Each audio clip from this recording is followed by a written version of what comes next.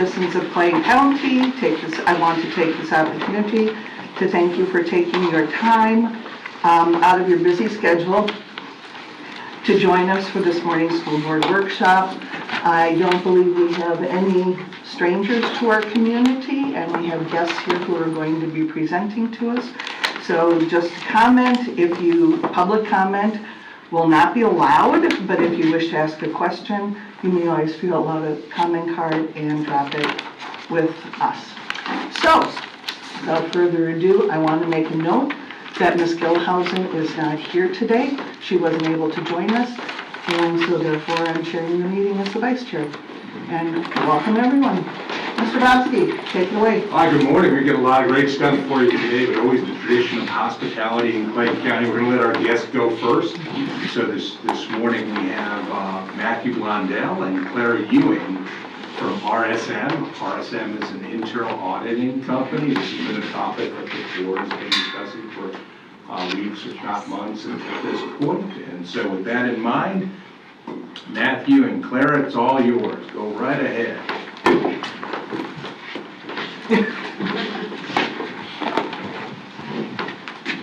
Hi everyone. All right, I'm Clara Ewing. I'm a managing director with RSM, and I'll talk about RSM on the next slide. I lead our internal audit services for what we do for the public sector nationally. We're the 5th largest firm. I'm located here in Florida. When I made the switch to public sector / government services industry about 15 years ago, I was in commercial.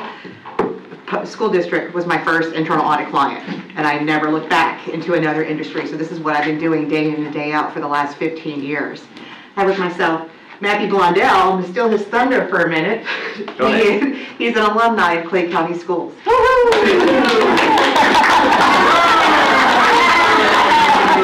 Matthew, what year was that issued? What year? Oh, come on. 2006. My husband was on the board then. So Matthew and I work very closely together, a lot of school districts, a lot of other government services entities. So when I was telling him about Clay County Schools, he's like, I want to be part of this one. I graduated from there. I want to be in. I said, come on, you're in. So this is what we do day in and day out. Matthew and I have been working together for a long time now. We're both located here in Florida. We work on a lot of school districts and a lot of other government entities here in Florida. RSM, I'm not going to read off the slide completely, but our slogan is the power of being understood. So we're really focusing on our entities' missions, our visions. Again, this is what we do day in and day out for public sector and government services. You all live in a very transparent world, a lot of political things going on. You have your constituency, you have your parents, etc. The reports and everything that we do, we're not gotcha auditors. We want to make sure that we're providing value to what we're doing for you all. There's the statute that has to come into play. This is a great thing to have, internal audit. It helps just provide another lens, another piece of transparency for you all. We're the 5th largest professional accounting firm in the U.S., 7th internationally. So we have a wide bandwidth of strength, of credentials, of experience that we're able to bring to our clients. I'm a CIA certified internal auditor. Matthew is a CPA, public accountant, but we also on our team, we have certified fraud examiners, we have information systems, payment card industry, security and privacy, all kinds of credentials that we're able to bring to the table. Matthew's side hustle, I want to say, is construction. He does a lot on our construction side as well. Again, my focus is internal audit. Overall, I don't know everything, but I'm able to bring in the other professionals for those topic areas that maybe that we don't have the bandwidth or the expertise around. School districts are near and dear, especially to our hearts here in Florida. I think you're going to be our 9th, 10th school district that we are performing internal audit services for. Our team, they only perform internal audit services. So that's a little bit different how we approach what we're doing. Other firms, their teams may do external audits and internal audits. We do internal audit. We have a whole other team that does external audits. That's another side of the house. This is our side of the house for our expertise and what we're doing. We're out here in the area with you all, the FSFOA, the FGFOA. We are attending for CPE, and we're also presenting to be able to provide CPE to you all as well. Again, this is our focus on internal audit. It is our largest industry in the East. It is our largest industry here in the state of Florida. For RSM, our public sector practice, we got our start here in Florida, especially in South Florida, and we just started to merge up. Now we're all over the East. We're going to different other geos. We have Houston Independent School District that we work with, Boston Public Schools that we work with. So a lot of school districts that we're working with, again, to provide these services to. Ready for me to turn it? This is just kind of a listing of where we are. Currently, this is a partial listing. This is not all inclusive. This is where your proposed team is. So Matthew and I have worked with all of these school districts, and members of our team have worked with all these school districts as well. I'm going to turn it over to Matthew. We're going to start talking about the statute and start talking about our approach. Sure. So, as I believe you are aware, there was a statute that was added to the statutes in 2019 that required school districts that receive in excess of $500 million to employ an internal auditor.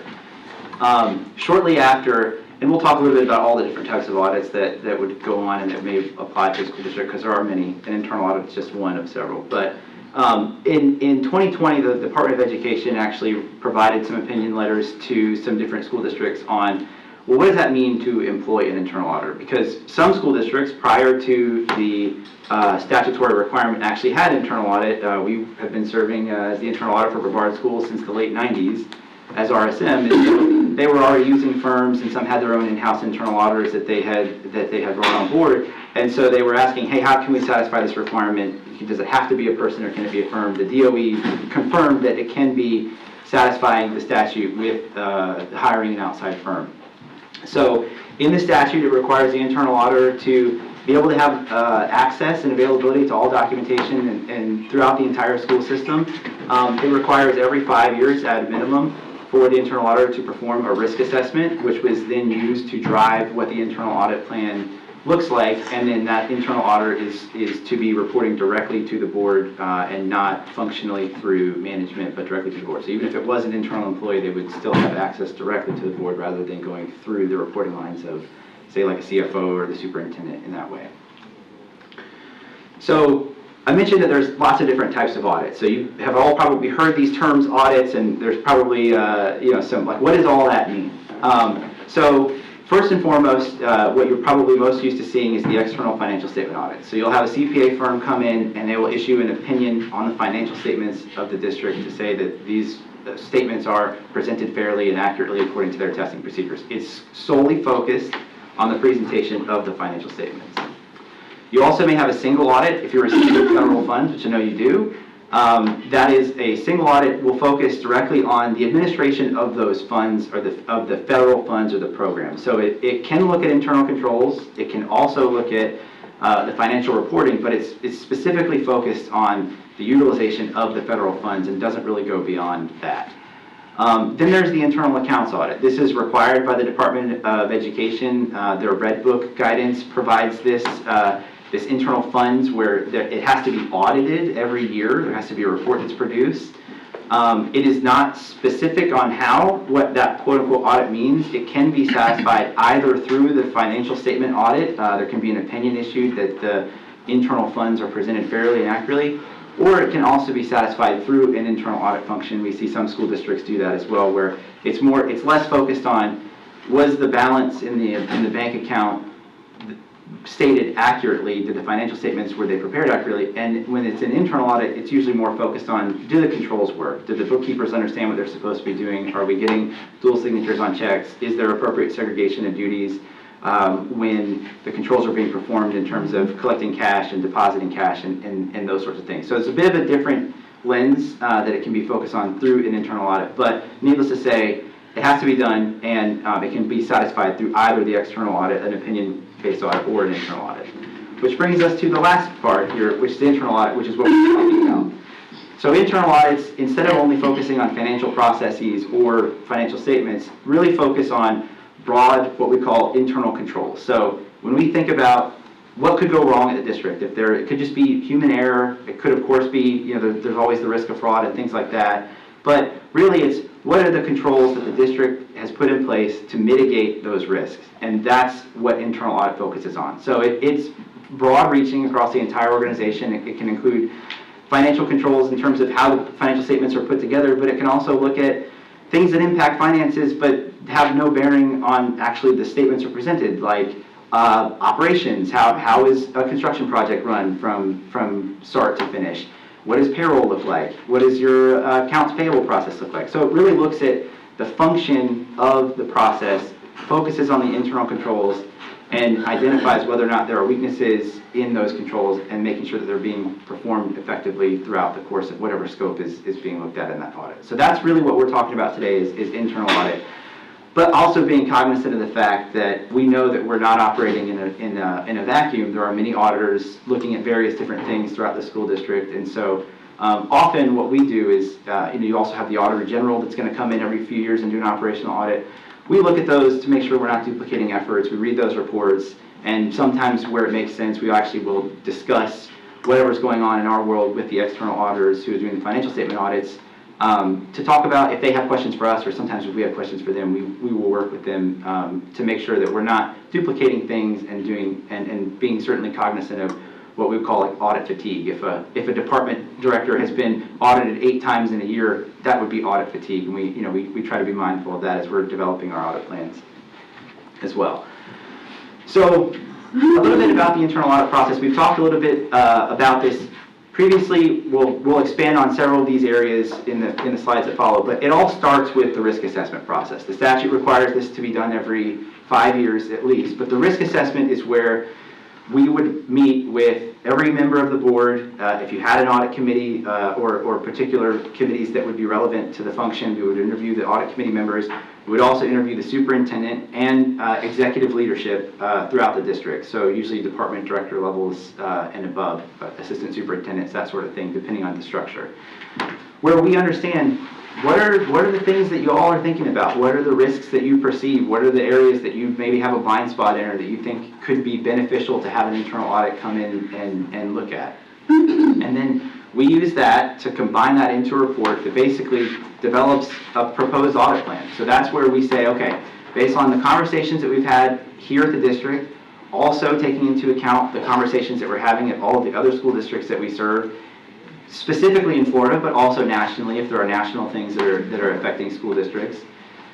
We combine all that information into what we would say, okay, these are your highest risk areas. This is where we think it would make the most sense this year to spend on internal audits in the plan.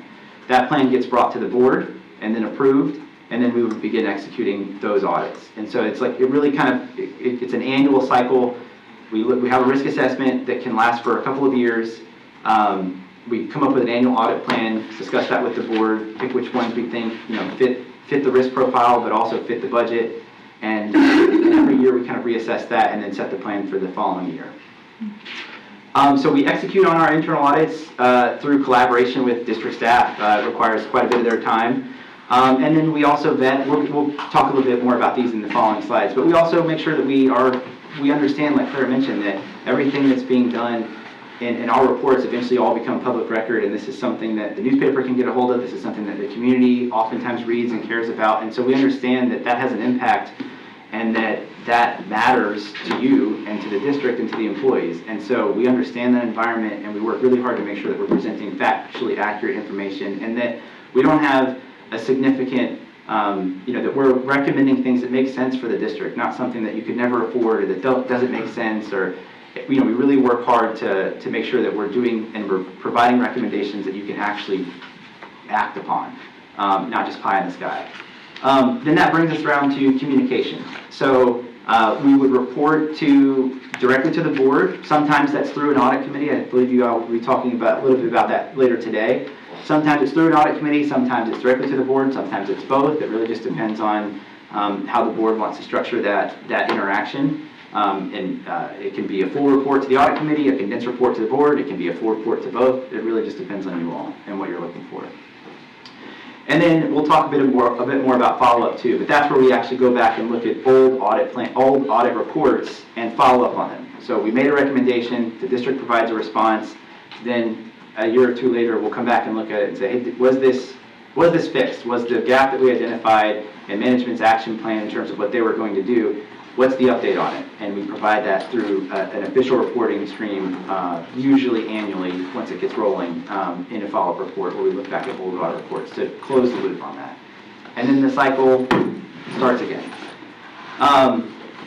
So this lays out our approach and our methodology. As Claire mentioned, we have inputs from the folks that we speak to. We also have inputs from many of the organizations that we attend, the networking organizations that we attend, and often present that, like our standard setting body, the Institute of Internal Auditors, just generally what's going on in the internal audit world, the government and Florida government finance officers and the Florida School Finance Officers Associations. We're regular members at many of those conferences, oftentimes speaking and presenting on internal controls and internal audit and what that looks like. And so we take all of that as a holistic approach to internal audits with every school district that we work with. We often will set an audit plan. Maybe something comes up in the middle of the year where it makes more sense to pivot. We always look at the audit plan as a living document. It's never static. It's, we talk about it at one point in time, and that's when the board approves the audit plan. But if something comes up, we often will take an audit off and move something up just because of something that happened. If it was, unexpected turnover or something was discovered, or even just, just a lot of angst in some areas, we will, we can shift and cover that to make sure that we're being topical and providing internal audit areas that are relevant at the time.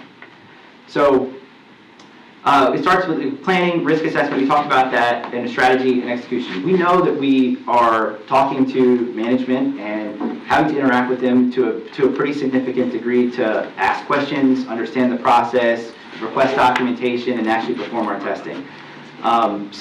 And management obviously also has day jobs and other auditors that are asking for various other things. So we try to be cognizant of that. We really, when we set out our schedule and when we're going to start, we try to make sure that we've got buy-in from the superintendent and the superintendent's team on, hey, that doesn't make a lot of sense. We're going to have the Florida Auditor General here for those couple of months.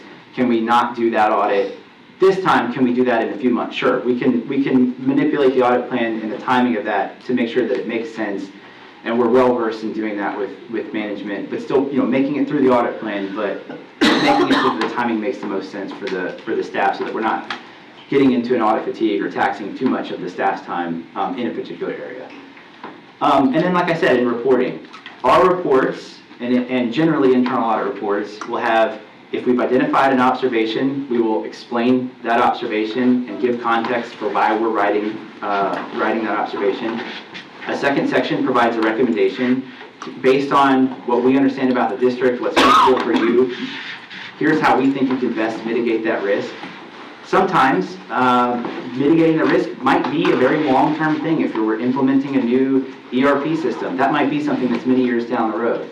So we're going to have recommendations that make sense in the interim. How do we mitigate that risk, knowing that may be coming 5 years from now? How do we mitigate it with the controls and with the staff that we have in place today? How do we address that so that it's not as big of a risk? Perhaps there's still a little bit there that we accept, but at least mitigating it to an acceptable level. So that's in our recommendation. And then the third section in every observation is management's response. So that is where we would identify specifically the department that would be responsible for responding to this. That department head and or the superintendent will provide a response to that to say, here's what we're going to do.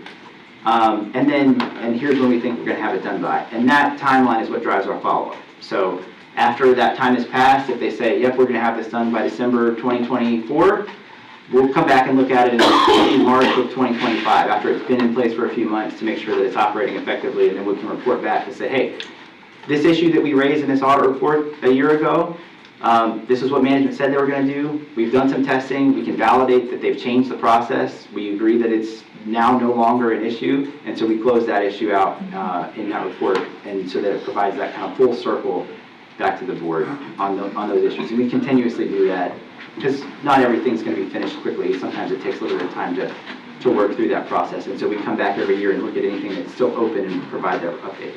Yes, ma'am. Sorry, my brain works when I think of a question. I gotta ask it because I'll forget. Do you help the district set realistic goals? For, Like if you need some, well, for a variety of things. So let's just say you find the issue and they say, okay, well, and it's, I don't know, I'm just giving an example. It's small, it could be done in a month from what you've seen across the state. And they say, well, okay, here's our goal, this is what we're gonna do, and it'll be done in a year. Would you tell them, hey, no, that's a little bit unrealistic, like we need it done in 3 months versus a year? Same with documentation. If you don't get documentation within, I don't know, maybe it's simple and you can have it within a week and you don't get it for a month. I'm just saying, like, do you help hold them, like at what point, I guess, would you go back to your committee or your board and say, hey, I'm not getting these documents, it's unrealistic timing? I'm just curious how all this works. sure. So the second part of your question about getting documentation, we would have an escalation procedure that we would work through with management. So if we were going to be doing, let's say, an audit in the CFO's area, and we knew that she was the primary person that was responsible for providing us information, but it was someone on her team that we had been interacting with, we would first go to her and say, hey, we haven't been able to get this. If that didn't get resolved, we'd go to the superintendent and say, hey, we haven't been able to get this.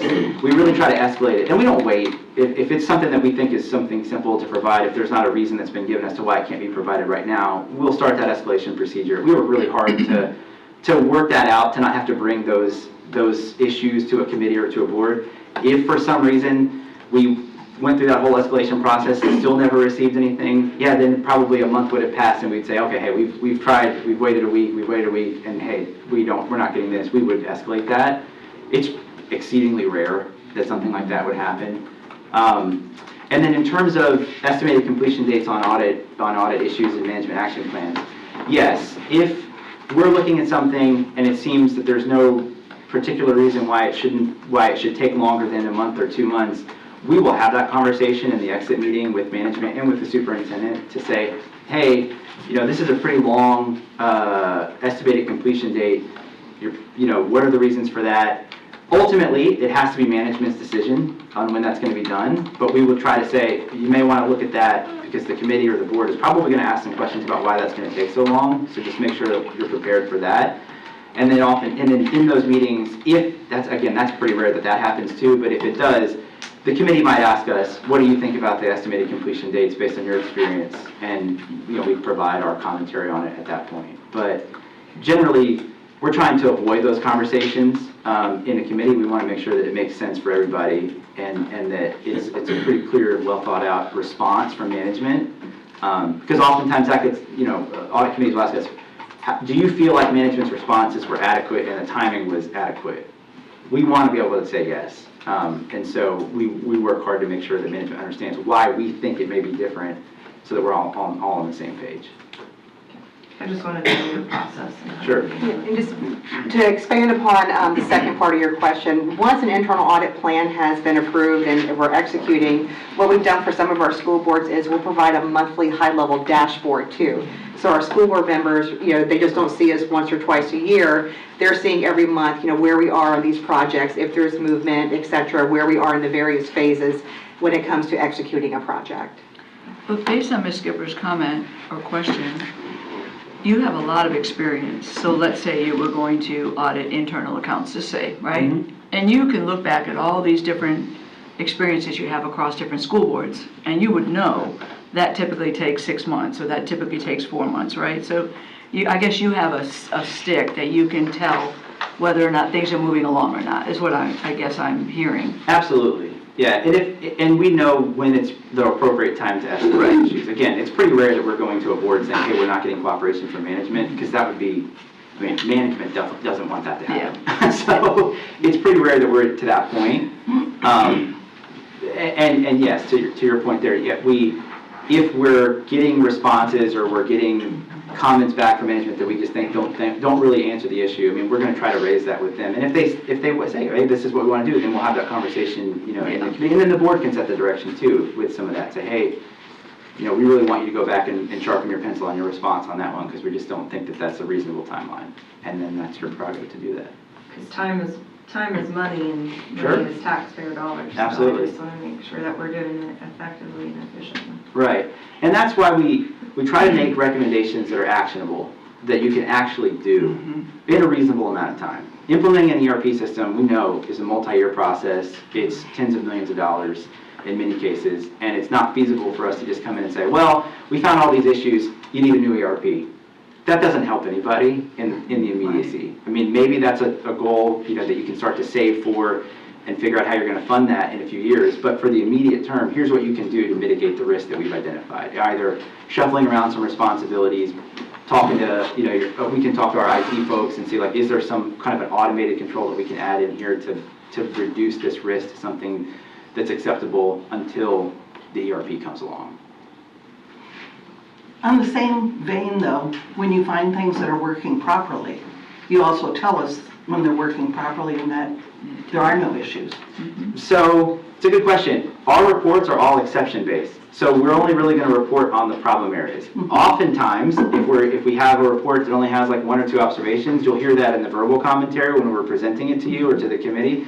Hey, this is a really, really solid audit report. You know, the fact that we've seen this here, these are the only 2 issues we have. Many other school districts have lots more issues. You're going to get that feedback in the reporting phase. But traditionally, and sometimes we might put something in like the executive summary, but traditionally our reports are exception-based. So you could perhaps read into the health of the process by how many audit observations there are. But we will discuss that. I have another quick follow-up question. You were talking about the proposed audit plan. Is that similar to like a strategic plan where you tell us, you suggest or make recommendations for certain audits over a long period of time? Or is it more immediate? The first audit that we're going to recommend is going to be this, followed by this, followed by this. They sort of lead into each other. What we typically do, especially for, you know, let's use Clay as the example, new to internal audit, new to having this function, we'll come up with your top 10. So we call it, especially when we're just kicking this off, we call it the ABCs or the 1, 2, 3s of internal controls. So there are certain processes that we want to make sure that you have sound internal controls over, whether it's timekeeping, whether it's P-card, procurement, etc. Because those are your fundamental processes. So if you have a great tone at the top, great controls for those processes, typically we'll start to see that elsewhere with facilities, maintenance, etc. So we usually propose a top 10 because this is the board's function or through the audit committee. So we want to be able to provide that opportunity to say, hey, I think it should be these 3 or these 2. Again, it's going to be dependent on the funding. Because we're not sure what the funding is going to be because we can't go in all areas the first year, right? So the top 10 kind of helps to be that multi-year plan, which each year we focus on what are the kind of the top 2 or 3 for this year, top 2 or 3 for next year. But sometimes it does change. Like Matthew said, it's a living document. There may be a process that we didn't include in the top 10 right now. In 2 years down the line, it needs to be included because it changes, whether it's people, process, technology. Legislation, whatever, Yeah. So we try to keep it fluid. We try to keep it as flexible as possible. Great, thank you. All right. I mentioned this briefly, but internal, Claire mentioned we have certified information systems auditors. So inherent in kind of our approach to everything, we're looking at the IT controls. I'm not an IT professional, but we have IT professionals that we kind of bring in. We're always consulting them as we're talking about what are the controls that are happening. If they are automated or if they're in a system, we have that team help us test those controls because that's where they're experienced, and then we can provide feedback on whatever ERP you're using. We have, it's almost as many school districts as there are in Florida. There's that many different ERP systems because there hasn't been one firm that has found that niche quite yet. But we have a lot of experience working with the different ERPs that are in school districts in Florida, and so we can say here's where maybe we saw one school district doing it this way or another one doing it that way, and so we integrate all of that. The IT component is integrated kind of throughout all of our audits. We also have specialists that will do, actually we have I think on another slide, specific IT audits where Clara and I will be kind of overseeing it. We're going to be the ones that are at the board meeting, and you'll see us consistently, but we're going to bring in those experts to do those specific scopes of work as it makes sense. And like I said, some sample audits. So just to give you an idea of kind of where we are, so the different types of audits that we can do in internal audit, grant compliance, student discipline, charter schools, budgeting, self-insurance, facilities, P-cards, fleet maintenance, building maintenance, HR. These are the kind of areas that we've been doing. These are all, I mean, we've probably done all of those within the last 2 years or 3 years at the various school districts that we've been working at. We also have IT audit and security specialists, so we have, we can look at IT general controls, change management specific, penetration testing, those sorts of things that we can look at through the internal audit function, but it's, again, specializing on those specialist areas. And then, of course, special projects as they kind of come up. So we've, you know, sometimes we help with fraud investigations. It's rare, but they do happen. Or other specific special investigations that may come, that there may be a need for, and then, or sometimes real-time feedback. So we really can kind of cover it all, and this was just to kind of provide you an example of what you would see. So when Clara mentioned the top 10 would have one of these as a name, and then a definition, and then an example of an approach that we would have. Usually from that top 10, you know, we narrow it down to 2 or 3 to really talk about for the current year, and then we work through it. I just want to say I'm personally very grateful for this slide, because I remember when I went to the training and I first realized that there was a state law, most people really think it's just about money, you know? Right. And when I was in the training, I realized it's really not about that. It's really about what we're doing with that. And this is a great slide for me to carry around to show people exactly what it is, because it's not a financial audit, it's a whole bunch of things that help us be better at what we're doing. So thank you for having that slide. All right. Some final internal audit considerations.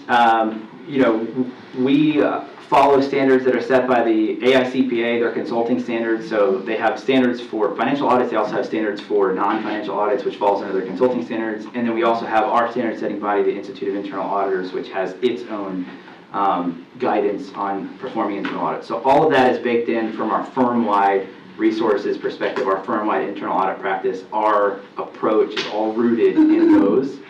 And then part of that, we spoke a little bit about this, the key kind of components within a lot of those standards are the risk assessment to develop the audit plan so that there's actually a methodology for how you come up with what you're going to audit. Follow-up, which we talked about briefly, where you can't just issue an audit and walk away and never talk about it again. We actually have to come back and make sure that it's been done and provide that follow-up to the governing body. And then lastly is quality controls, which this is more internal for us, but we have a pretty robust quality control department. Even the auditors get audited. And we also have, you know, peer reviews that are being performed by other firms, internal things, and even parts of our internal audit practice, have other regulators that come in. Public sector isn't so heavy on that, but like banking and other parts of our practice have regulators come in and actually review the work behind us. And so it's all inherent in everything that we do, and in the way that we approach everything it's all rooted in standards that are set by bodies, and it follows kind of their methodology. And lastly, the budget. So we would start out with a risk assessment. My understanding is that district is going to be, or would like to piggyback the Brevard Schools agreement, which has hourly rates.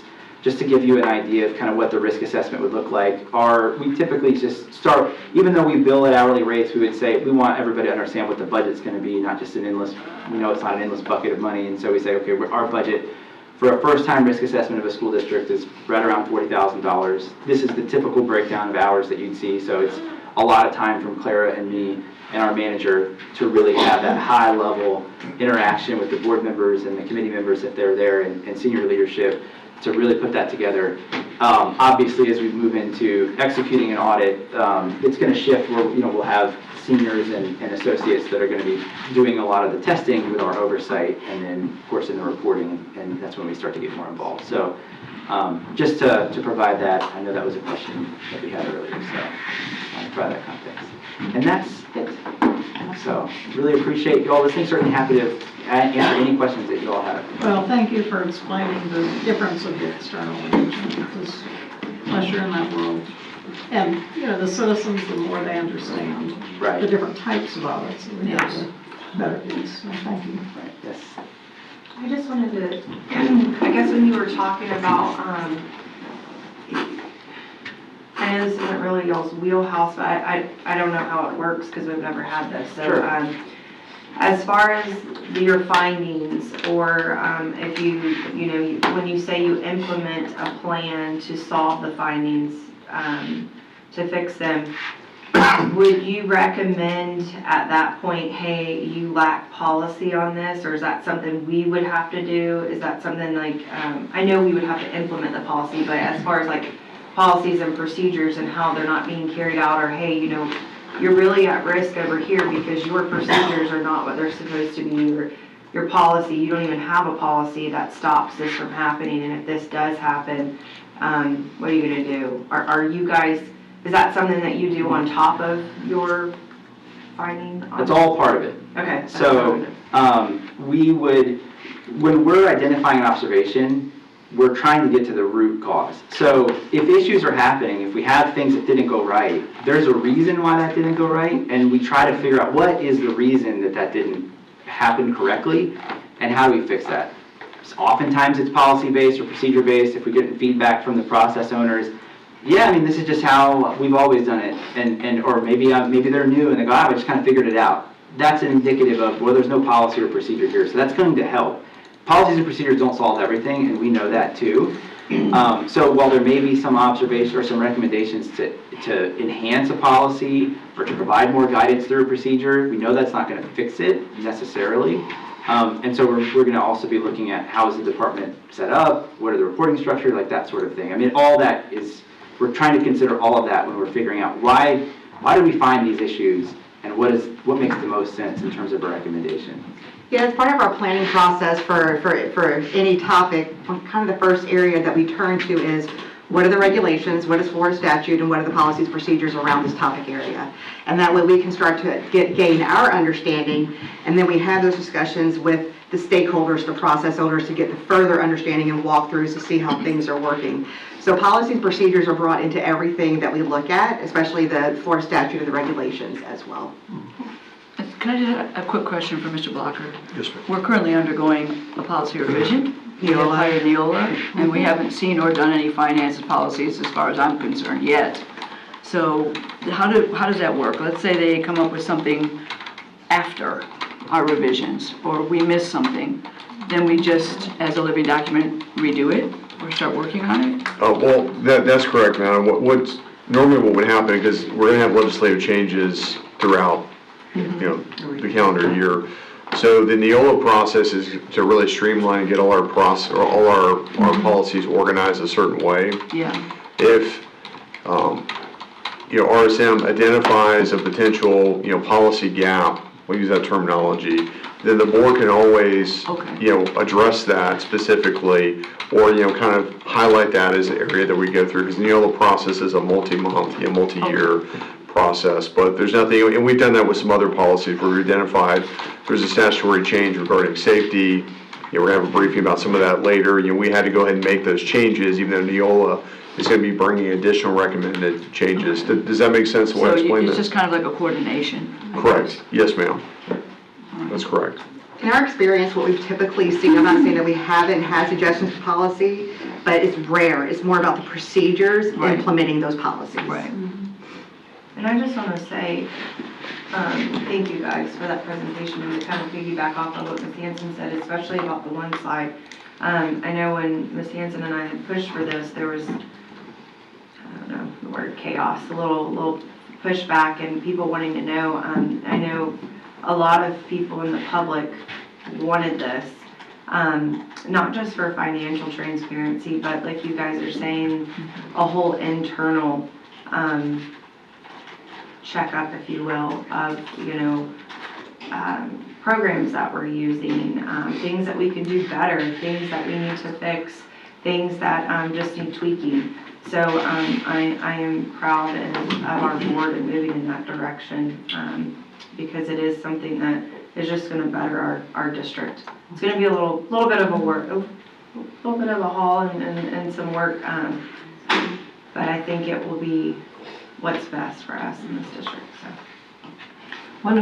Just a reminder, before we were able to do our half-cent sales tax, we went through an OPAGA audit, which was, when you said risk assessment audit and start that whole process, I was sitting here thinking, I remember that well.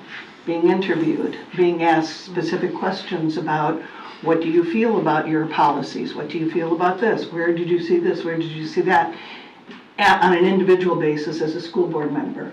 And everybody went through that process. I don't believe any of you were on the board at that time. So we have done risk assessments of this nature. We're required by law to do that before we were able to advertise or even ask for a half-cent sales tax. And going through that was extremely beneficial because we did see some errors in our ways, but we also saw a lot of, that's why I was asking about, but if we're doing things right, will you be telling us that as well? Because in many times, we do have, yeah, there are going to be glitches in every one of our audits and for one reason or another. But the process, as you said, the procedures, the tuning up of that was also discussed in the APAGA audit and very helpful, very intuitive. There's a rarity that we have an audit report where we don't have observations. We're not gotcha auditors. That's not our methodology. It's not fun for us. We want to provide value and add the value back to you. We enjoy what we do. We enjoy working in the public sector. This is why this is all that we do. So again, we try to make sure that the reports, yes, we're going to have observations. How are we providing value back to Clay County schools? Not schools, districts in general, Clay County schools. And that's what's most important to us. I think the biggest compliment that we can receive as an internal audit function is when a department calls us to say, hey, can you help us with X, Y, and Z? That's when we know that they see it as a valued function and as a function that can help them. You know, I was having a conversation yesterday with one of my managers for another school district. We're trying to determine our internal audit plan. And they're having a discussion with the IT director today. I said, you know, see if this topic, if this is something that's going to help him. Does he think that this is going to help him if we put it on the audit plan for this year? That's how we approach things.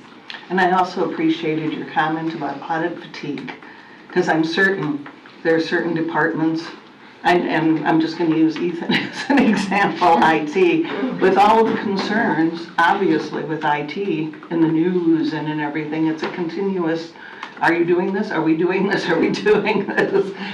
Just to make certain that we are ahead of the game, so to say. And I want to say, it's our job to point out what's done right, and our superintendent does a great job of that. Oh, absolutely. We do hear districts across the state enjoy talking about what we do right, and that's really not what this is. In my vision, it's not about what's right and what's wrong. It's about doing the best we can with taxpayer dollars. And so for me, the emotions and feelings are out of it. It's literally like me talking to a computer. You look for something, you find something, and you make it right. I'm a military wife, so that's the way it works. You look for something, find something, and you make it right, okay? And so for people to understand that that's what this is about, and it's really, and we need to count on the superintendent to make sure that we know what's done right, and that is important to a district, and we do a lot right, but this isn't about who's right or wrong, it's about doing better, and that's the way I'm going to stand, so thank you. Okay, any questions for them before I bring a little closure to this? So let's kind of review, if you recall, the issue was brought up, and then we discussed 3 different ways that we can go about this, either through the RFP process, we can interview, or we can go to direct contract. This is an example of a direct contract. Right. So there is a contract, it is on the planning agenda, posted 14 days prior to the voting on any such contract. And part of this process, and the reason why I'm pushing this forward is we want to develop this plan and have it implemented, and ideally during the school year by June, have this done. In order to do that, there's some things we need to do in order to be in that position to do that. As was pointed out, I think we had 12 different audits that I've counted recently, and the most recent is the Office of Inspector General, in which there were 3 findings, and I think it's totally natural in the process that there are going to be findings, and those findings should be used in order to improve what we do as a district. And so looking forward to getting the ball going. Part of that was the development of an internal audit committee. So the board attorney has developed internal audit committee guidelines. I don't know if you want to kind of present that. Sure, send that to them. absolutely. But thank you, Mr. We Blansky. do that because we we want to get that going as soon as possible in order to start this process. Sure. Can I just ask real quick? Yes, ma'am. What line item is the contract on? For the, What item number? yes, By what item number is that? Flip over. I'm like looking at it, but I know something that is It not, should be C2, but let me do a quick, I'm just going from memory here. sorry. That's okay.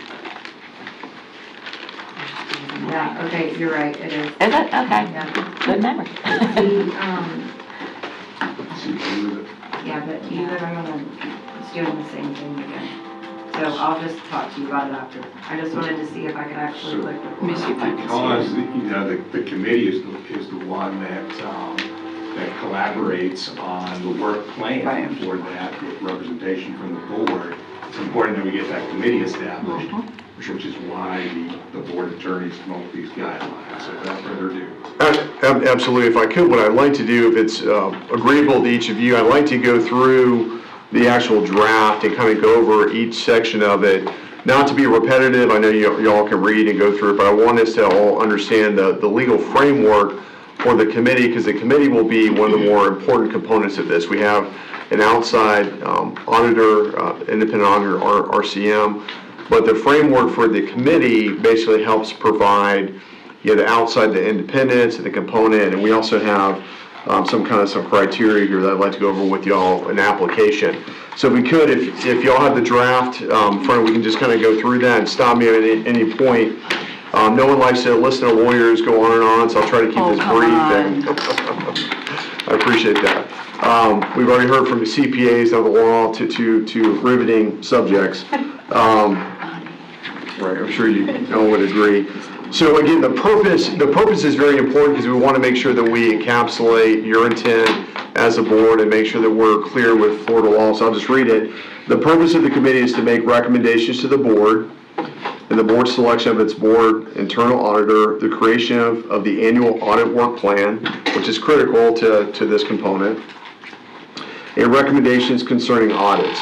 The committee will maintain a high level of accountability and fiscal responsibility to the board and citizenry. So right here, the audit committee will be reporting to the board. So as you heard from our representative from RCM, there's different ways that can happen where the auditors can perform the audits, turn that over to the committee who will do its own vetting, or they can maybe make some additional recommendations or identify some other areas.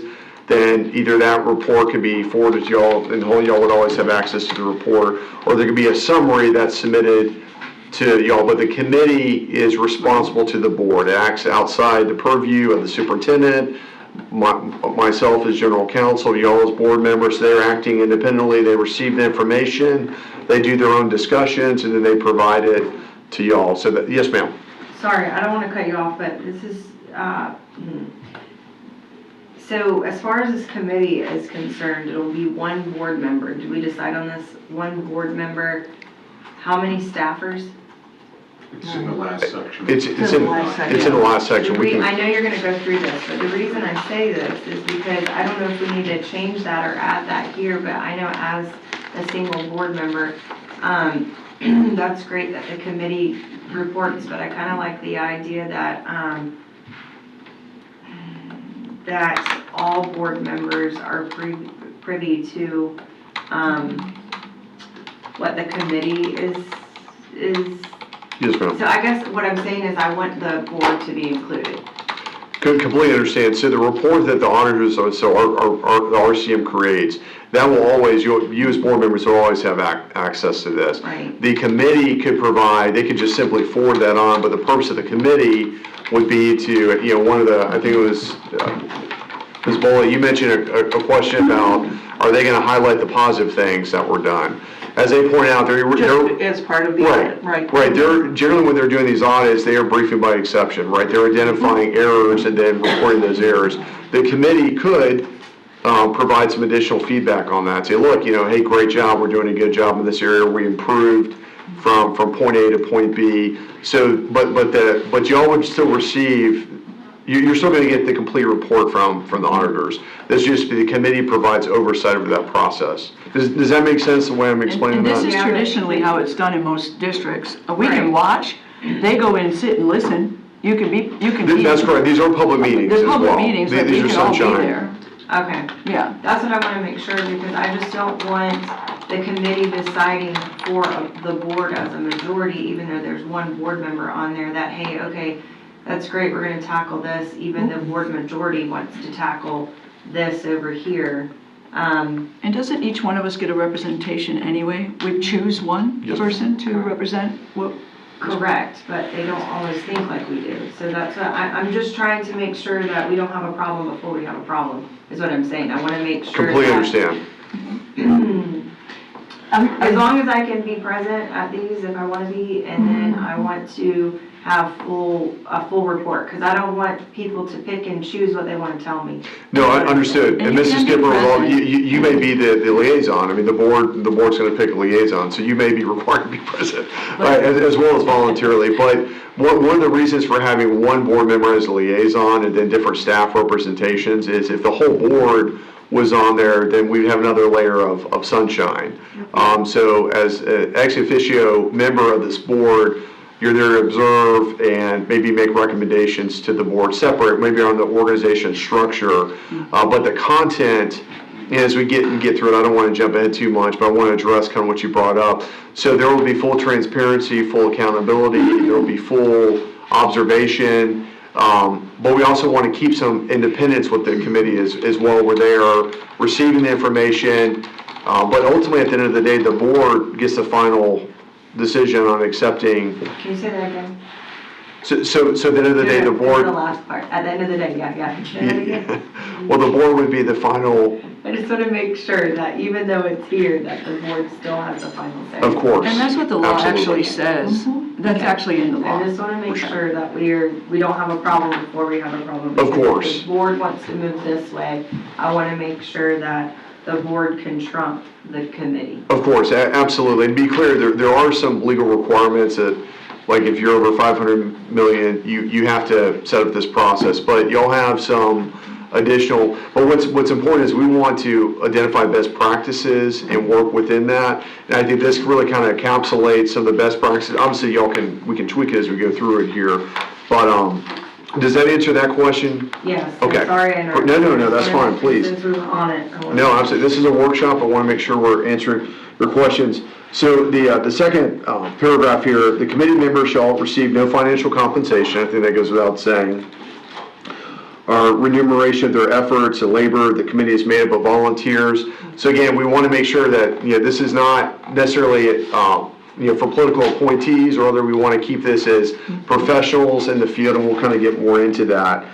Because this is dealing with the transparency, the accountability of the districts. We want to make sure we're putting the best people on there. The committee shall advise, counsel, inform, brief, and illuminate the board, district staff, and the public on findings resulting from the performance of its duties. So as an example of that would be if RCM identified, which it's unlikely they would not find some deficiencies.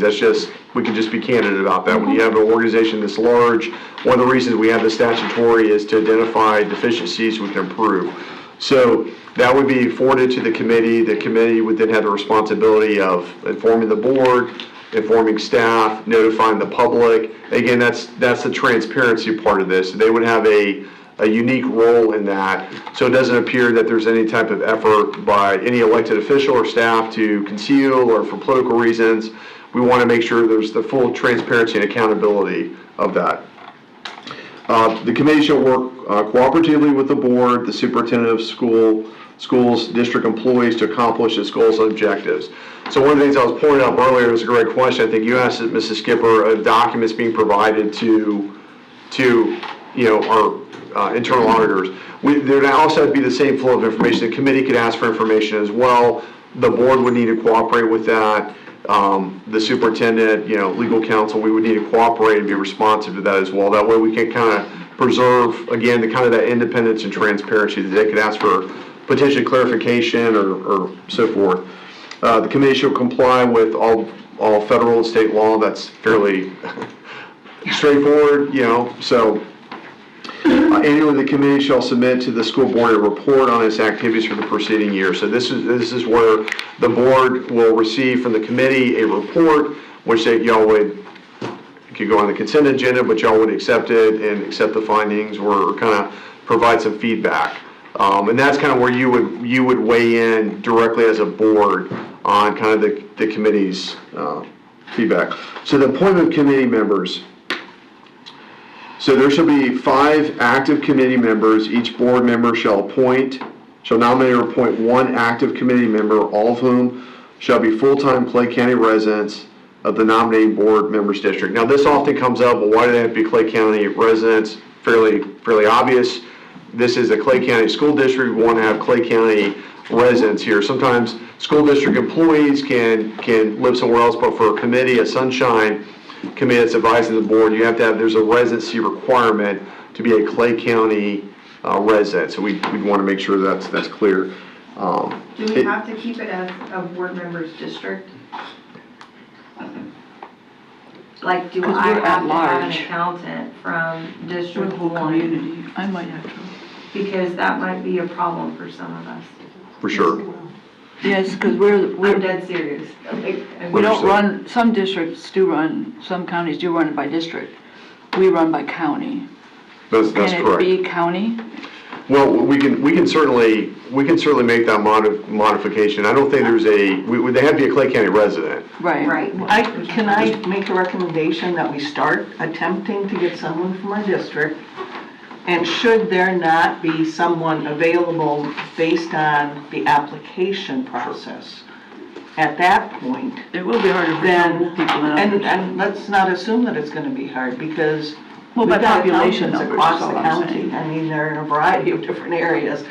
But once the application process is completed, if let's say there's not an applicant from my district, that's going to be a problem. And at that point, then Well, that's what I'm saying. we so need to modify determine how many people actually apply for it. And/or Yeah, For sure. So we could. So we can add some language. Right. So and we can add some language in here that the board has discretion. If no one's available, then the board can because look there's a difference outside. between like 10,000 people and 100,000 people. Correct. Finding a Absolutely. volunteer. That's just different. So these are gonna be y'all's board policies for this committee. So we can modify. We can put a line in there that if no applicants are available in a particular district, the board can look outside that district. That way, there's some flexibility.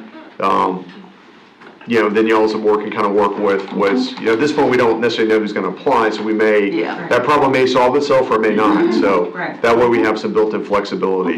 Did that, Mr. Bros, your substitute, did that make sense? No, I was just Okay. going to say what the skipper said. Absolutely. Listen, Nora, how do we get help advertising for our district?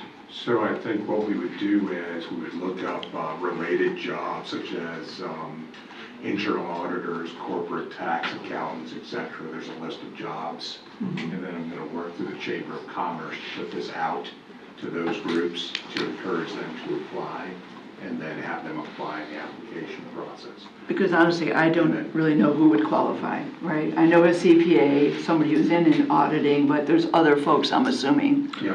that Yes, could- ma'am. that could apply. Well, everybody I Yes, know there's in a- my district works in my district, but they live in Fleming Island. It makes it a little tough, so the chamber being permanent. I think what we should do. So you guys will develop I that? think what we would do, if I could. Please, yes, sir. Would be to go through the process, put out the application, we'll advertise to all of those groups to see who, encouraging Yeah. people to apply, because really, it's people donating their time. Yeah. Right, so you don't know who you're gonna get. Then we would know how many people have applied, we would know what district they're from. Right. And then we can better make that determination. But That makes my sense. plan would be Absolutely. To advertise out. And then you get the people who are willing to anyway, yeah. Right. And a point, just clarification also, when we did the half-cent sales tax committee, similar, very, very typical, very similar sort of process. And when I received the applications, I didn't know any of my applicants. And it was my responsibility as a board member then to interview each of them. And I want to say I This is had different 'cause probably they have 5 to- or This 6. is a little different. Yeah. It is, In the is, sense but that we want people with expertise. Right. well, and that's the I mean, Sure. they have to pass this process first, hopefully before we get their names. But Absolutely. there may be, I may get 2 or 3 or 4 accountants or financial advisors or whatever that area is out of the Oak Leaf area, I may not know them personally, but in follow-through, I got to know them based on some of the questions that I asked them and meeting with them and just sitting and talking with them, and none of them, I know them better now, but I didn't know them personally beforehand. We'll have to Which could rely on the happen. district, because Which I don't know can any of happen. these kind of people. So I'm glad that we have a process Of put in course. place where people who are willing to volunteer in Absolutely. the expertise area. So that's, we have to, Absolutely. If I can just comment just briefly on what both you ladies said, the optics of appointing someone that you don't know is a positive as well, because we're dealing with, not that the sales tax is not, but it's a different level of involvement. If I can pause here briefly, I'd like to pull up, and I should have presented this to put up to you guys. So this is the draft school board of Clay County, I don't have my glasses, audit committee application. So this is important. The questions on here, we worked at looking at what some other committees have done, because this is such a unique, specialized committee, because you're dealing with, you're essentially appointing a committee that's providing oversight, not just for the district, but the board as well. So it's very important to remove any potential policy. The reason I keep saying that is because, I've been an elected official before. I understand there's always the desire to appoint, people that we know, we respect to these committees, but this is such a unique difference. So let me kind of go through that. So we have kind of the opening, your name, last name, address, city, state, zip code, phone number, so kind of the basics of that. Email, what is your county of residence? Hopefully they put Clay County. Are you a current or former licensed certified public accountant in good standing? So CPAs, as our friends who briefed us earlier, CPAs have a special licensing that equips them to be able to do certain things that the average person is not able to do, just like a doctor or an attorney. So it's important, we want to identify people that have that important credential. Not because we want to have a committee full of CPAs, but that is a relevant experience set in licensure criteria to be able to perform these duties. So that's important to have that. So we want to make sure that we identify that. So after we get their biographical information, that is the first question that we're trying to identify, is who's a CPA. And you may be surprised. You may have people that have retired here. You may have people that, have that background. Are you a current or former internal or external auditor in good standing? I think that's important as well. The reason I believe that's important, I'd like for y'all to consider that, is because you may have people in the private sector that have also performed either internal or external audits that have relevant experience that could weigh in on and give relevant advice to the board. So that's important to kind of identify that up front. What is your current or previous occupation? Obviously that's important. We just don't want people that are retired or active. We want kind of a wide sampling of public experience. How many years of experience do you have working in finance? That way we want to identify what that is. You may have someone that has great qualifications, but maybe has only been in a role for a year or so. That could potentially be a limiting factor compared to others or us. How many years of experience do you have working with audits? And again, if you notice, these questions are geared towards identifying experience with finance, with auditing, with that background. Do you have school district or governmental related finance or audit experience? Not having it is not a disqualifier, but it'd be relevant to know that if you have someone that's maybe come from another school district, that's maybe now living in our great county here, and says, hey, look, I came from St. Johns County, Clay County is so much better, we're going to, but I had this great experience because I used to do internal audits over in St. Johns County, so that experience, whether it's a local or some other municipality, that could be relevant and absolutely something that y'all would want to identify, especially if you don't know the person. So we kind of identify as a school district, government, other public sector, private sector, no experience. You notice the flow of this is very easy to fill out. This is not a gotcha. We're not, this is not an application to the Florida Bar. It's a very straightforward, easy to fill out process, user-friendly. So on 16, describe your experience working in finance, specify school or government related where applicable. So here we want them to actually, in their own words, describe to us kind of what their experience is, why it's relevant. Describe your experience working on audits, specifying school or government related where applicable. Highest level of education, area of study. Again, we want people to actually write this down and kind of explain what that is, because you may have someone that has no college experience, that simply graduated high school, but that doesn't mean that person would potentially have great value if they've worked as an internal auditor or worked for a local government entity. But again, every question here, as you know, is framed towards having a finance background, having an audit background, having some type of experience that we can draw from. 19, please provide information regarding any special degrees, certificates, expertise, or experience you possess in business, finance, accounting, internal, external controls, and related fields that would aid you as a committee member. So you may ask, like, why these specific areas? So we're really narrowing down to a couple of specific things. We're not asking for a bunch of lawyers. We're not asking for, doctors. We're asking for very specific business related, because the school district has different departments that function according to good business practices, according to financial principles. So we want to make sure we're capturing individuals with those relevant experiences. Other qualifications to be considered. As we sit here today, we can't think of every single certificate that may be applicable. But if it falls within this category, we want them to share that with us so we have that relevant information so we can make an informed, so y'all can make an informed decision when you go into it.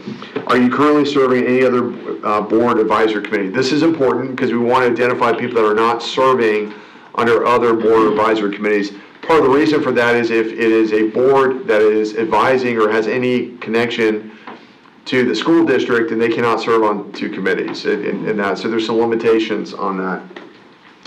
Why are you interested in serving on this committee? That's important. Again, we want to design this a way so y'all have the most information. If someone's putting on here like, hey, I want to serve on this committee because I want to run for school board one day. That's interesting, but that may not be relevant to why you want to select that person here. What may be more beneficial, and I'm not trying to, coach the audience here, but hey, I got grandkids that live in Clay County. I'm interested in transparency and accountability. I want to be a public servant and give back to my community. That might be more enlightening and more helpful to y'all as you make a decision. Do you commit to attend at least 4 meetings per year? The reason that's important is because, and we're going to get into this, there are at least 4 quarterly meetings, and we want people that are going to show up and participate. Life happens, people take vacation, they have family issues, but there's nothing worse than y'all going through this process, this vetting process, picking somebody, and then they can't serve, more than once a year. That doesn't help our process, that doesn't help y'all as board members. So we want a commitment up front that they're able to attend these meetings, participate in these meetings, and be an active participant in these meetings. Are you a district employee? That's important to know, right?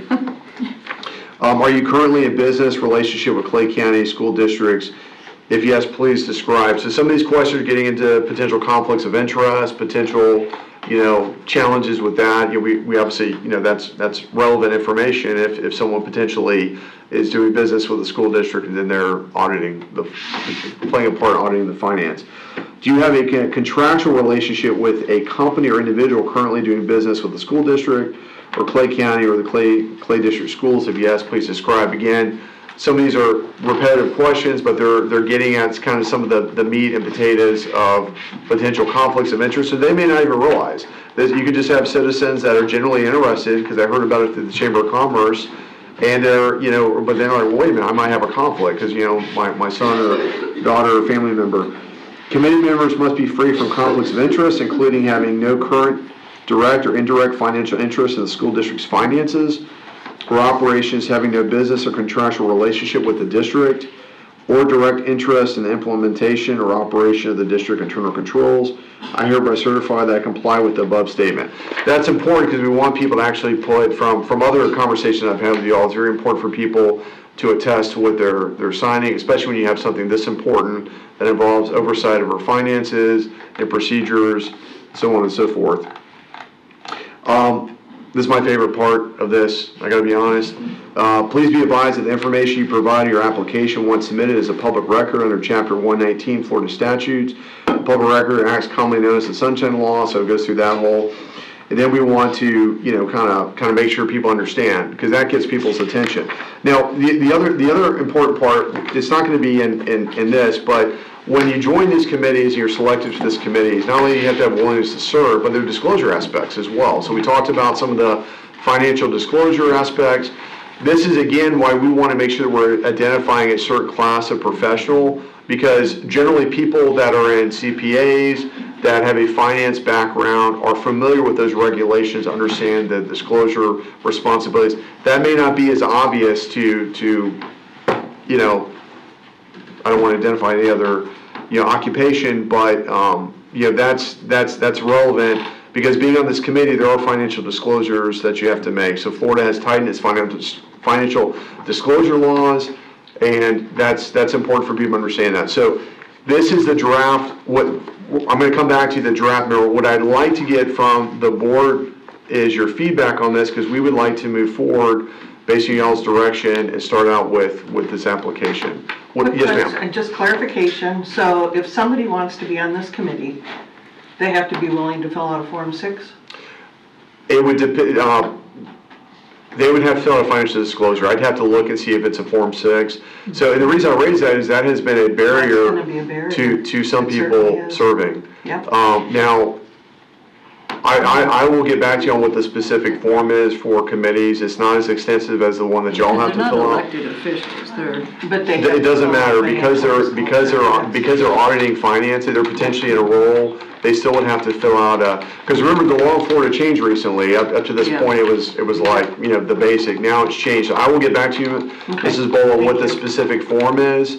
But I would like to, the sense of urgency from my perspective is I would like to get this, based on y'all's, speaking with each of you individually, I would like to kind of get this moving, so I would at least like to get this approved, Oh, yeah. so we can start collecting applications. So do we have yes. board consensus on, as written? Okay, okay, perfect. Yes. So Mr. Superintendent I'm will. sorry, Yes, Ms. Hart, ma'am. did you not? Okay, thank Yes, you. ma'am. I'm sorry, Madam Chair. Yes. Thank you.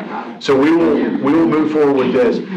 With y'all's permission, I know I'm doing a lot of talking right now, so my apologies. Let me come back to this, to the draft, so we're going to revisit the first page of the draft, getting to the appointed members. So for the first paragraph under section B, we're going to make the change as to, and thank you, Mrs. Skipper.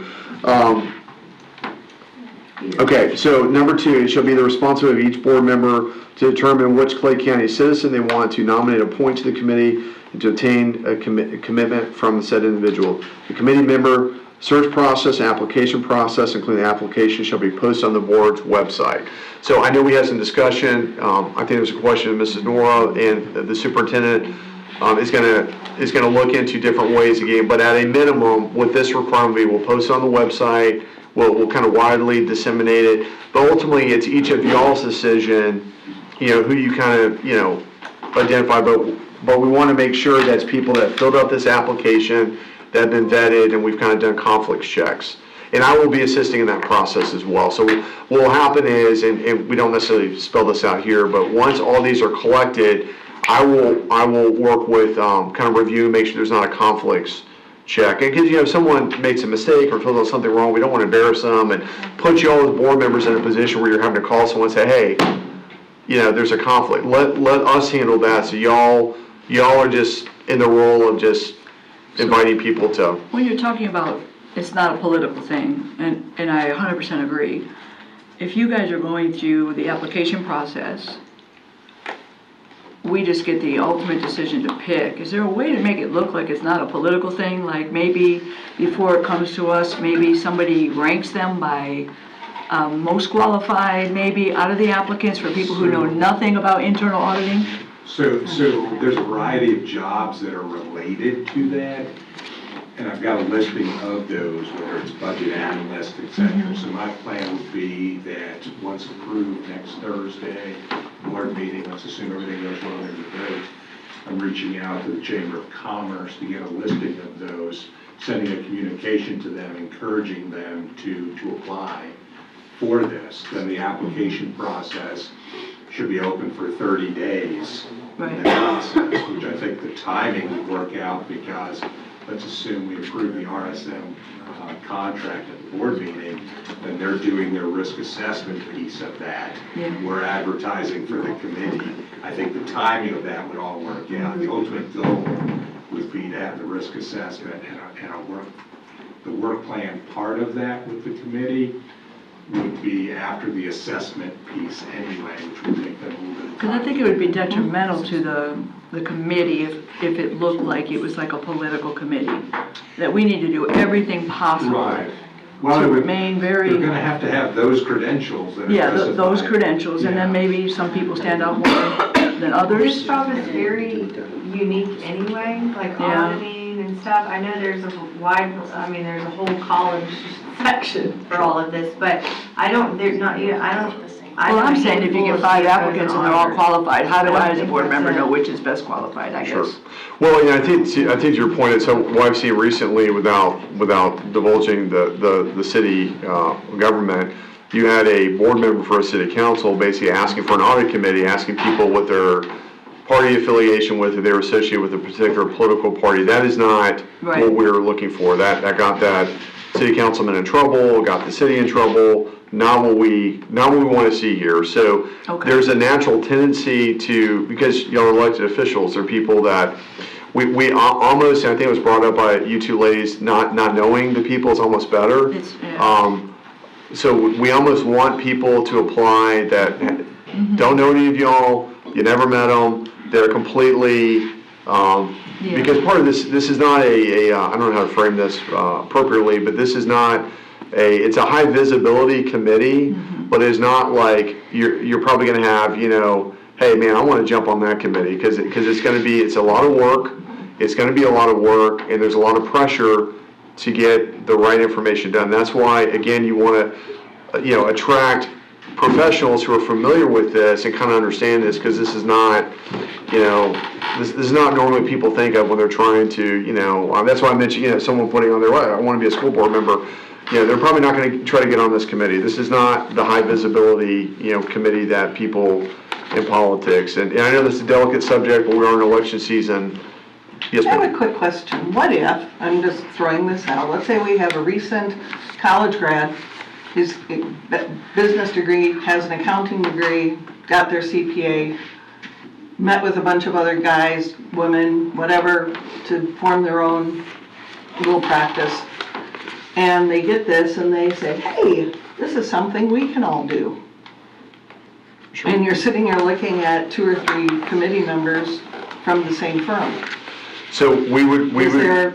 yes, ma'am. So I didn't think of that before until just now. That's so. a great point, and we can, so some of the language that I would rely on to obstruct that, if you will, down at number 27, committee members must be free from conflicts of interest, including having no current or direct financial interest in the district's finances. It goes on. So at first glance, that strikes as, hey, doing business with the district, but Right. committee members that are in the same firm, that could be a financial interest as well. If you have 2 people on a committee that work in the same business or financially tied to each other, that also, there's Attorney General's opinion, that also could be a conflict. So even though the language is kind of, at first glance is, it's any conflict. So that's also where we want people to put where they work, where their current employees, someone had just left a firm, maybe gone to a different firm. And again, we don't know who's all going to apply right now, which is a good thing. So we could have, we could have a scenario where you have someone brand new that's applying. That's up to y'all as a board to determine what y'all feel is relevant experience. I would only ask that just to protect the board and the district, that we try to limit it to people. I used that example earlier, and that's not to criticize another local government, but it was so obvious that people, were trying to do the right thing, point the head of whether there was a Democrat Party or Republican Party, and state committee men and women, and that's all fine and good. There are other committees where that experience could be better served. There's too much on the line for this, which y'all have recognized by bringing this process forward. So again, I don't want to keep harping on that, but I'm confident we're going to have 1 or 2 that are going to pop up, and I just want y'all to keep that frame in mind. If we just stick to the process, then we'll get everyone, y'all will arrive at the right people. There's no question in my mind. So we will get there. And I'm sorry for the long-winded answer. But, okay, so So we're going to advertise on the website, down number 3. See here.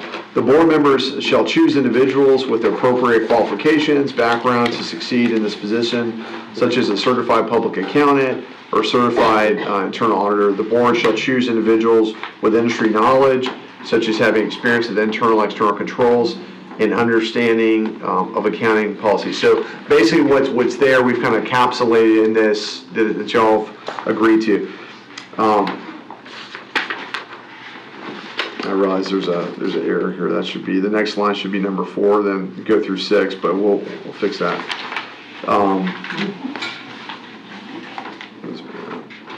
So the committee members shall be independent from the district.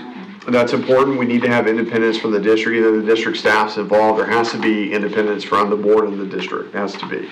Or else this process is going to look like home cooking to begin with.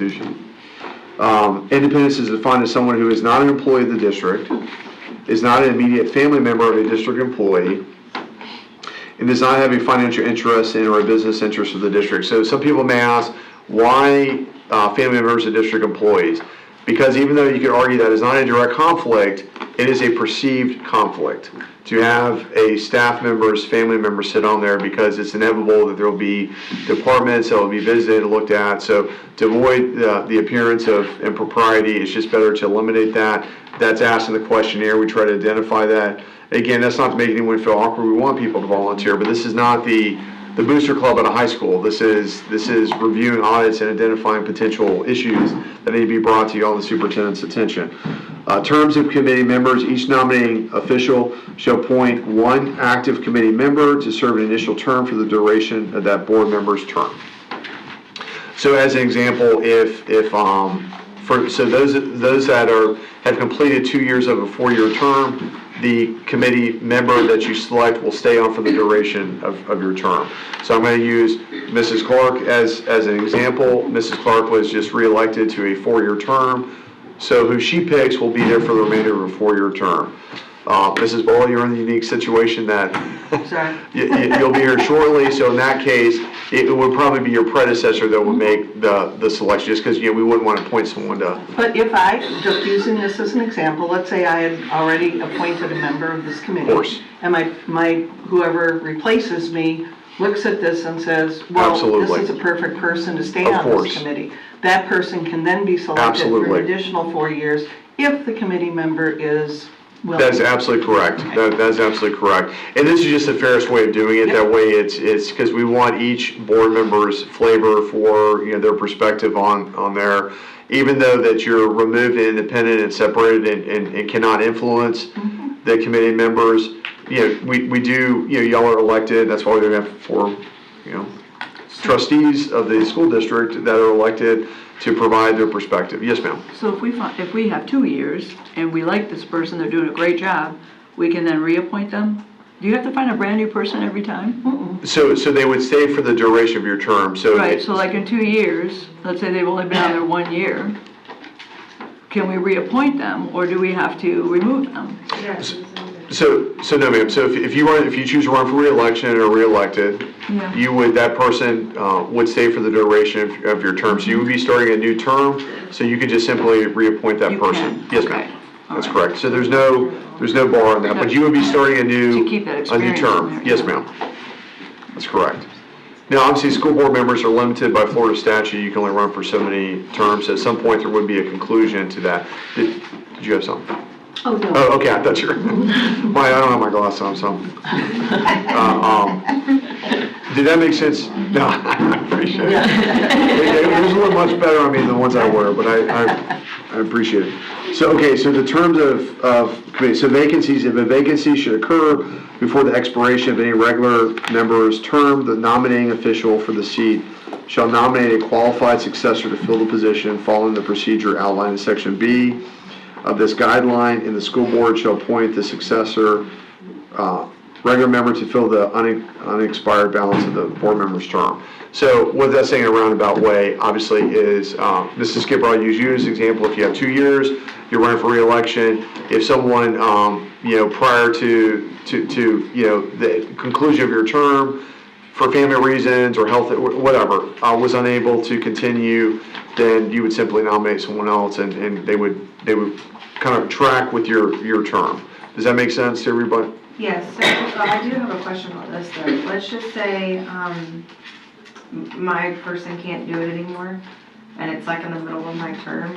We're obviously gonna have to put this back out, right? To reapply for the committee. I'm hoping to get a list that's robust enough where we would have first, second, third choices and kind of keep those people interested in it. Because it is a commitment, For sure. on their part. Yeah, and just put in perspective, we'll get into this, there are gonna be at least 4 meetings a year, which doesn't seem like a lot, but our expectation is to be there for every meeting. Obviously, life happens, but the expectation is to be there for every meeting. The stakes are too important here, so if people are unable to fulfill that, which does happen, then we want to be able to quickly identify a replacement and get them ready to go.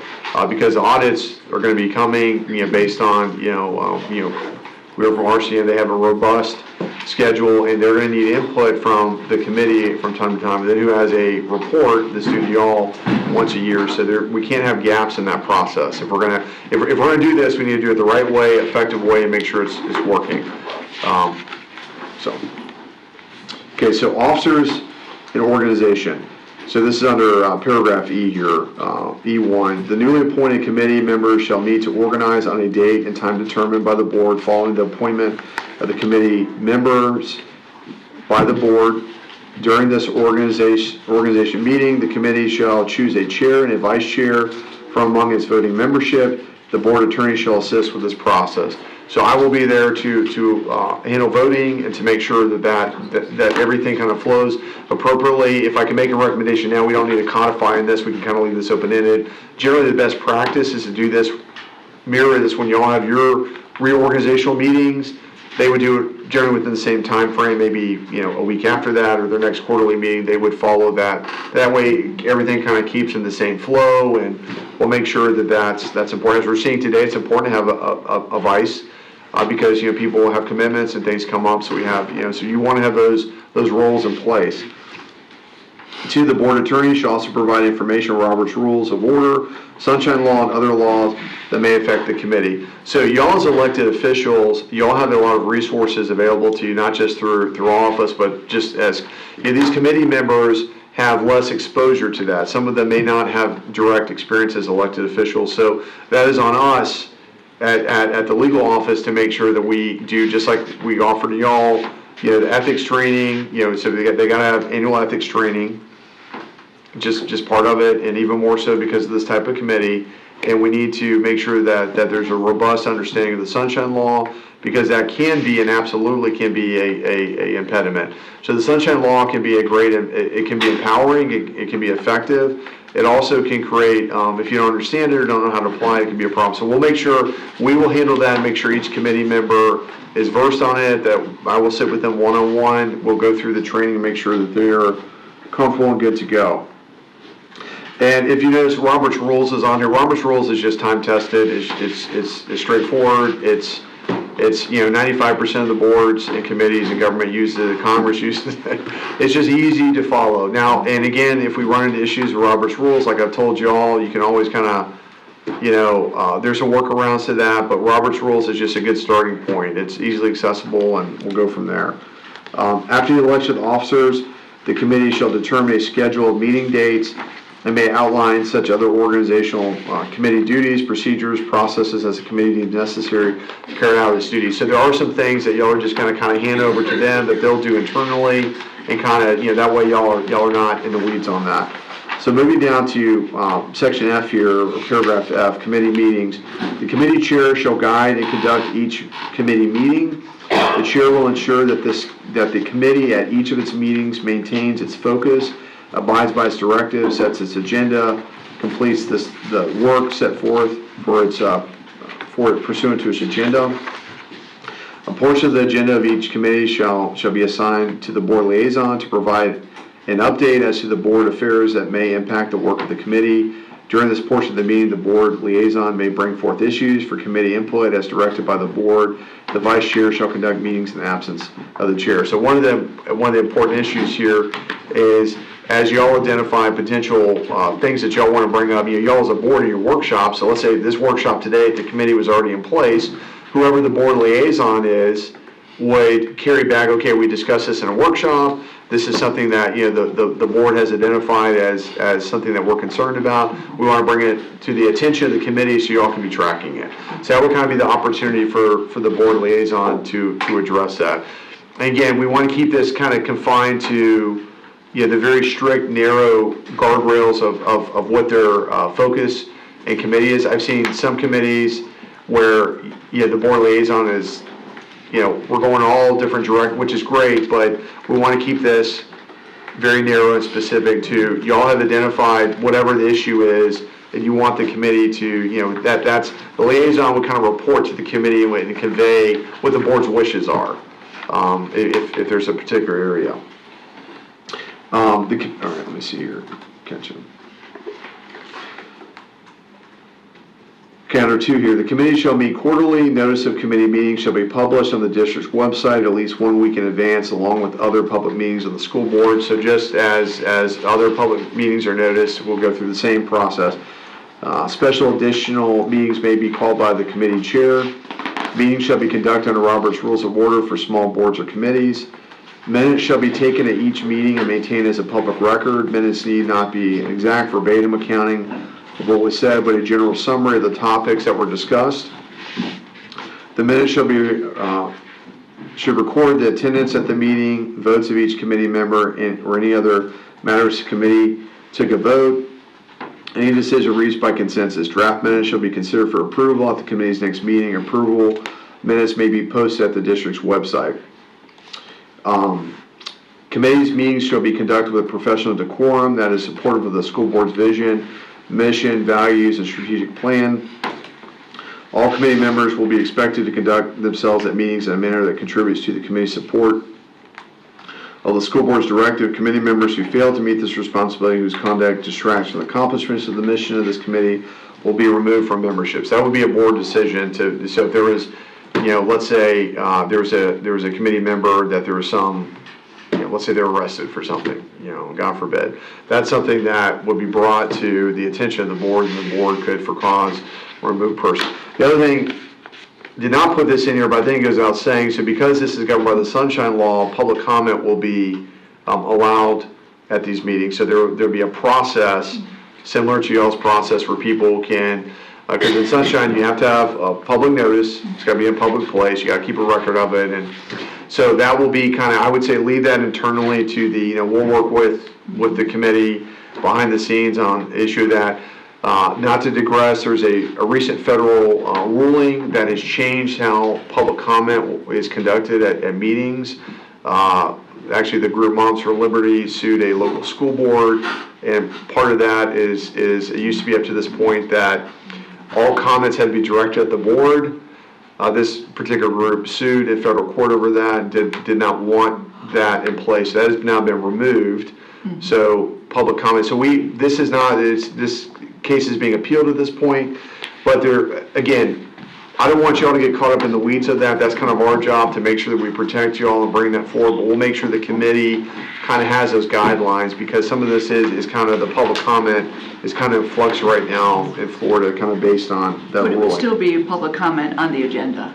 Correct. Right. Yes, ma'am. So that part So is general not- public comment is not required. Right. So general public comment is completely, it's not required by statute, it's completely right. discretionary. You have to give the public an opportunity to talk about a issue that's going to be voted on at that meeting. Okay. All the ruling change was because prior to this, if someone came up to the podium, they really were to address the board as a whole, not individual board members. So now that's, the federal court said, that they can't come up and address. So we'll deal with. As long as we get to do the same back. Oh. Exactly. Well, there at least we you go. know who they're talking to. Right. So. At least we'll know who they're upset at. So the quorum, the 3 members of the committee shall constitute a quorum for its meetings. Committee meetings may proceed without a quorum of the membership present. However, a quorum is required to take any committee action. There will be no voting by proxy. Voting by proxy is not allowed. You can do it in your HOA, in a condominium association. You cannot do it in a local government. So There'll be no voting by proxy. Committee members may not be absent for more than one meeting per calendar year. Voting members may be removed should they miss 2 consecutive meetings without good cause upon a majority vote of the committee. Now, there's some things that are left unsaid here. That's because we do want the committee to kind of come up with their own internal controls. One of the ways we have absences, the chair of the committee can send a letter with the support of staff and saying, hey, look, you've missed, 1 meeting, you got 2 more, and then kind of but at some point, if someone misses more without good cause, there'll be a recommendation through the superintendent to the board, say, look, they've missed, 3 or 4 meetings, we need to remove them. And that's important because we want people to come and show up and do their role. The other thing that we have not addressed here in quorum, but goes without saying is, so Florida has since 2020, there's been some changes and, appearing by video, and so as long as we have 3 members present, an absent member can call or video conference in. So I would leave that up to the committee how they do that. There's some things they have to allow. How they do it, whether it's by phone or whatever, that's too much in the weeds for y'all. We can work with them on that.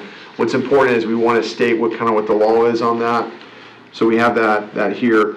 So Sunshine Law and public record laws, I'm not going to bore y'all with reading verbatim the statute, but I think we've all talked individually and publicly about the Sunshine Law requirements, and whenever that, and we'll make sure that when y'all select members of this committee that they're versed on this and familiar with it as well. The committee shall comply with Florida's Public Records Act, Chapter 119 Florida statutes. Ex officio members, so this is kind of the conclusion of this, but I want to make sure that we highlight this. The board shall elect one of its own board members who shall serve as an ex officio member of and as a board liaison the committee and serve in an advisory capacity. So that board member's responsibility, and that's up to y'all to choose who among you will serve in this additional duty. That will act as a liaison from the committee to the board and vice versa. So the committee has specific, these are public meetings so you can hear what they're saying, but that will be the official liaison will be that board member. The Assistant Superintendent of Business Affairs shall serve as the ex officio member of and as a district liaison to the committee and serve in an advisory capacity. This is relevant because this is kind of encapsulates, the finances and kind of the business portion of the board. If you notice, it's not, I don't mean to be coy here, but we're not putting like the transportation, because that's not relevant to this committee, right? We want to have, we're building this kind of other examples. We want to make sure that we're putting the right ex officio member on. The superintendent or his designee shall serve as an ex officio member, attend committee meetings, and serve in advisory capacity. So that's up to the superintendent as an elected official. He can decide whether he comes or he sends, so he can delegate one of his staff members to serve in that capacity. So either be him or who he designates. The attorney for the school board shall be designated as an ex officio member of the committee solely for the purpose of providing legal advice. You notice we have this extra explanation for attorneys. You got to always do that. Providing legal advice to the committee chairman and the committee as a whole, primary in the areas of procedure, Robert's Rules, public meeting and sunshine law, public records law. Questions on other matters which pose little likelihood of conflict of interest shall be entertained. In the event of a conflict of interest between the committee and the board, the attorney shall decline any request to assist the committee. So a couple of points here. What we're not seeing here is that legal counsel is going to weigh in on his or her opinion on any of this, because it's not relevant.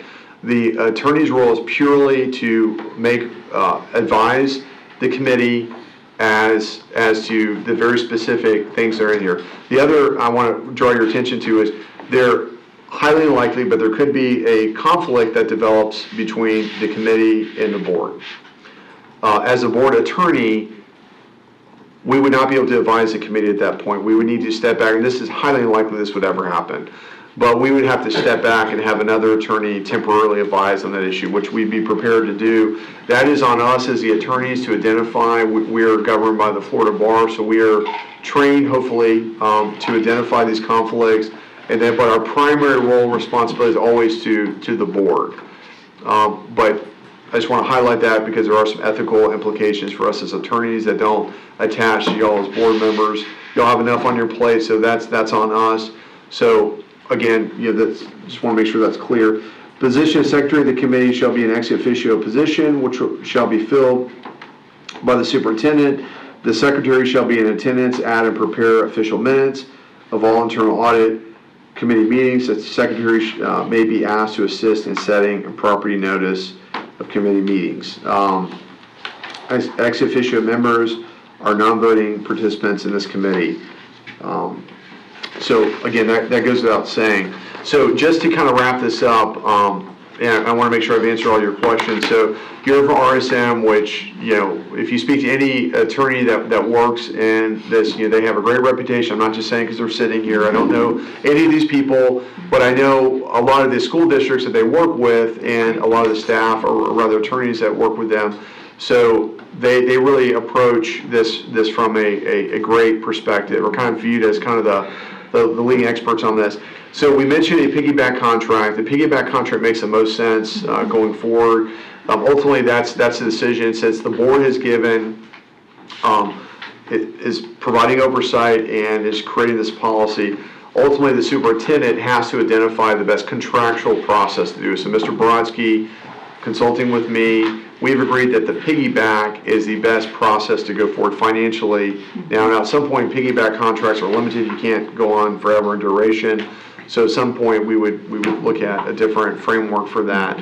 But if the desire of the board is to move forward in a deliberate manner, an expeditious manner, to get this in place, then I would like some direction from y'all today. Now, we've made some amendments and some corrections to this, but I'd like consensus today on moving forward with this draft.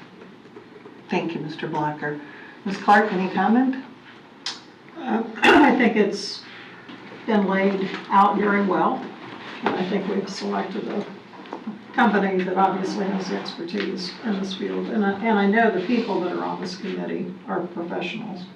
So I don't think we have to worry about whether they're going to show up at meetings. So, in fact, I'm mulling over, do we do like other committees where we have an alternate keeping them, robustly involved? Do we even consider that? But that's something we can. But anyway, I'm very happy with what's been laid out. Ms. Hanson? I just want to thank the superintendent and our attorney for getting everything ready in such an expeditious manner. And I appreciate it. It's very important. I'm very proud of the work you did and very excited about the board taking steps forward. Ms. Skipper? No, I'm happy with it. It sounds And like, and/or. At the end of Well, the good. day, I got some good it notes sounds like here. good consensus, so thank you. Yes, ma'am. Thank y'all. Thank y'all so you for all- much. Thank you for your Let the work. record reflect that four of them are happy. Julie knows that. Can you put a happy Make sure face you on write there? that down. Put a little happy face emoji or something? So here would be the nuts and bolts of it. On the board agenda, there's the contract. We'll go ahead and put the application onto the website the day after the board vote. I'll try to call a list of people that we'll contact to say, hey, are you interested in serving your community? This would be going to CPA firms and those jobs that are directly tied to the criteria that you stipulated. We'll try to muster up a group for 30 days. And then at that point, we would know how many we have, then we can report back. I think the timing tracks, because after you approve the contract, it'll take a little while to do the risk assessment and to do that piece of the puzzle before you're to the point where the audit committee is really involved in that process. So I feel like there's a good plan moving forward to get this thing going here. Any other questions before we move to another topic? We want to thank you. You can stay for it if you want to hear the rest of it. That's only item 1 of 7. So if you want to stay for the other 6, you can stay. But if not, we do appreciate She's getting her taking the purse, she's travel. ready. Thank you so much for your Being time. here first. Thank you. Thank you so much. Good to see you. It was excellent. And welcome. They always do that. Everybody does it when I'm excited to come back. Thank you. Thank you for having us. Thank you. Another one of our success stories. All right, so on to the next topic, and we'll try to keep in mind the time frame that we have now. One of the things that the board was interested in, wanted to hear more information about, was volunteers. right? Yeah. That's what's happening with the volunteer process. I'll remind the board that one of your strategic goals, and I've heard many times from many of the board members, related to family engagement, parent involvement in schools. So we have a family and community engagement folks that are involved in this. A lot of work has been done in order to more robustly involve parents within our organization. Paula and Karen represent this group, and they have a presentation for you now on this. So go ahead. All right, thank you, Mr. Brusky. And we know we're a highly successful district, and one of the key foundational pieces to our successful district is the partnering with our parents and our families and our community. And Ms. Clark, I appreciate the request to highlight this again. Okay, so we have 3 different ways that we bring the outside world into our schools. We have visitors. Visitors come for a one-and-done event. This might be the awards ceremony, eating lunch with your kid, coming and seeing the play. We have level 1 volunteers. These are people who actually want to give back to the school, give their time, excuse me, give their time to the school. They come for specific tasks to complete with the teacher. Might be helping at picture day. It might be helping in the cafeteria. But at all times, they are within sight of a school district employee. We have level 2 volunteers. This is chaperoning a field trip, might be mentoring, assistant coaching, driving kids outside of the purview of a district employee, or a volunteer coach. So what each of these processes looks like is during the school day, if you were just a visitor, coming to the play, eating with your kid, coming and seeing an event, you'd bring your ID to the front desk, you sign in, they print you up a temporary badge, you would stay in these designated areas, participate in the event, and then sign out. Level 1 volunteers, you would register in Raptor. You can either do it at home or at the front desk. You're going to get a printed badge again. Stay in sight of a school district employee, be it in the classroom, in the cafeteria, or wherever you are doing your task. Then again, once you're done, you check out at the front office. That way we know who's on campus, who's off campus. And we can also clock the number of hours their volunteers are putting in. Lastly, our level 2 volunteers. Again, they would register in Raptor. They would complete the level 2 form. They would make arrangements to get fingerprinted. A permanent badge gets printed up for them to wear when they're at their events. They would wear their badge when they're volunteering, and then they would also check in or out at the front office, or sometimes these level 2 volunteers are working outside of the school day, so they would check in or out with a designated school employee. What does their badge look like? I'm just curious. That is a good question. It looks very similar to the style of the employee badge. It does say, it has a green sticker on it that says CCDS volunteer. So it's a bright green sticker, it's very visible, easy to see when they're coming in. And all the front desk ladies and men and women know that what they look like as well? Yes, Okay. yes, we're providing that training to them. And Paula Summers has been actually going out to the schools and working with the front desk secretaries, working with the Raptor system and what everything looks like in all of these processes. We're going all that in a very hands-on method, yeah, so they're learning all that. So when our volunteers register, this is all through the Raptor system. This has really streamlined the process for our front office personnel to have everything in one place through Raptor for volunteers. So the volunteers register through the link, which is on the website. The link is available in both English and Spanish, so the application is there in English and Spanish. We know at this time we've had about 25 individuals fill it out that indicate their primary language is Spanish, so we do know that this is being useful to our community. They fill out this application online. If they should have a technology challenge or issue, they can fill it out at the school, but most are doing it at home, if that's easy for them. When they register as a level 1 volunteer, they automatically get an email confirming their registration. And in the body of that email, it provides them all the information about what they would need to do if they wish to be a level 2 volunteer. So they have that in their records. Even if they don't want to be a level 2 volunteer right away, they have that information to refer back to. That includes the level 2 form and the fingerprinting process, and both of those documents are also provided in English and Spanish. So the fingerprinting information is here. The fingerprinting is through FieldPrint. It's $83.75, valid for 5 years, and this covers all CCDS events in schools. Our employees, our Kelly subs, and active vendors who are on record as fingerprinted already have their fingerprints with HR. They will not need to re-fingerprint.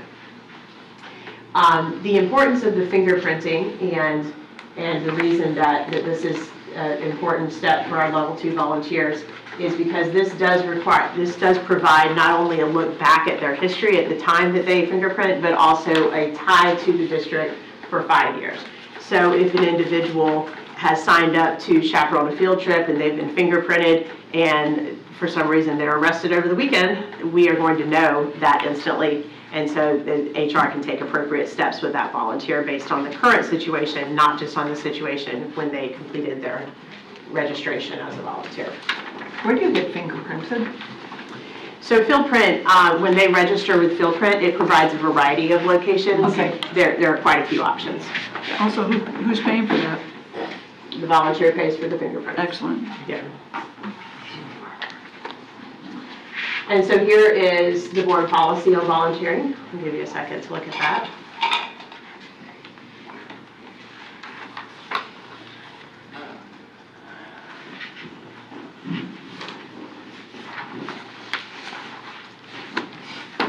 So as you can see here, your question about cost is addressed there in the first paragraph. But as we know with the Jessica Lunsford Act, vendors are required to be fingerprinted to do work on our campuses. But Clay County has put in policy this additional layer of protection for our students by requiring anyone who has the potential to be alone with a student to be fingerprinted. And that's what this policy reflects. In the past 6 weeks or so that we've been having the Raptor system live and running, we've had a lot of positive support for this from our community. There have been a lot of parents that are very happy to know that they can trust that when their child is alone with someone, that they know that person has been fingerprinted and been through a background check.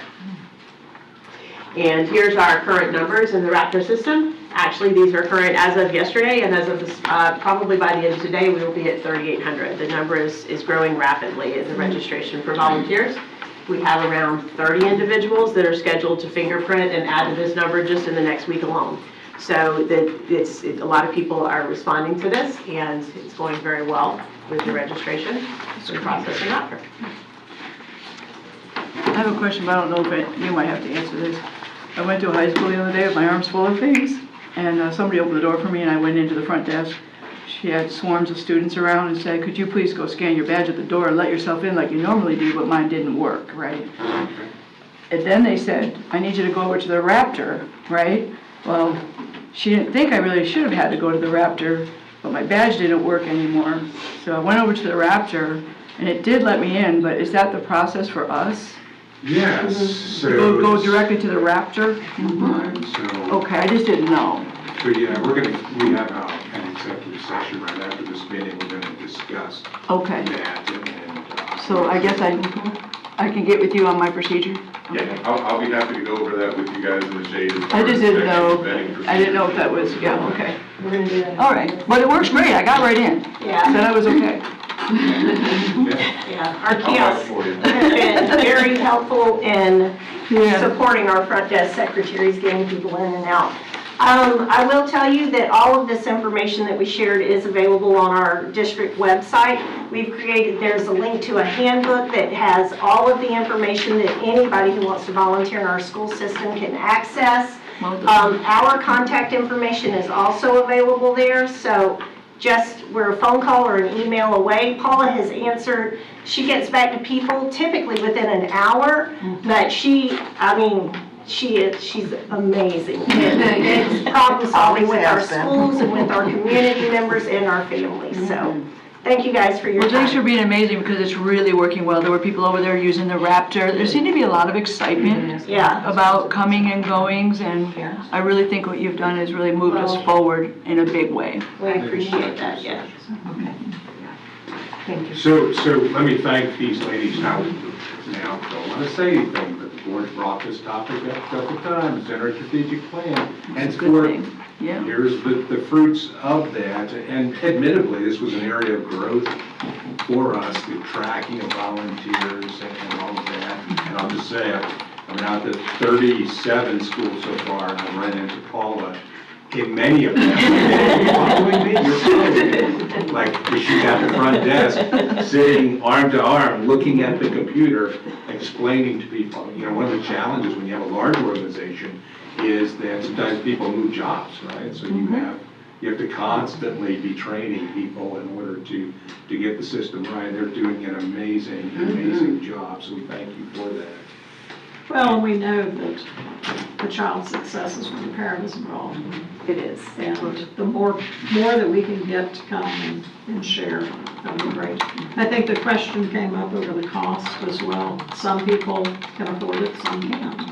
And so I think if somebody says they want to volunteer, chaperone on a field trip and they can't afford it, then somehow we need to address that on a one-to-one basis. But clarification, a chaperone on a field trip would have to go through the It fingerprints? depends on the field trip. Yeah. There are a lot of field trips that can be done with level 1 volunteers, right? As long as they're going to be in the presence of an employee. So certainly not all field trips require a I'm level 2 thinking clearance. SeaWorld, 5th grade, that would require fingerprinting. It would. Unless they're all staying Just together. clarification. It would, Yeah. unless they're going to assign, a larger group that includes an employee, and they're gonna be, so.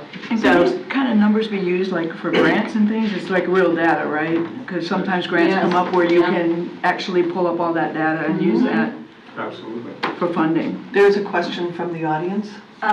So Ms. to Kidwell? Ms.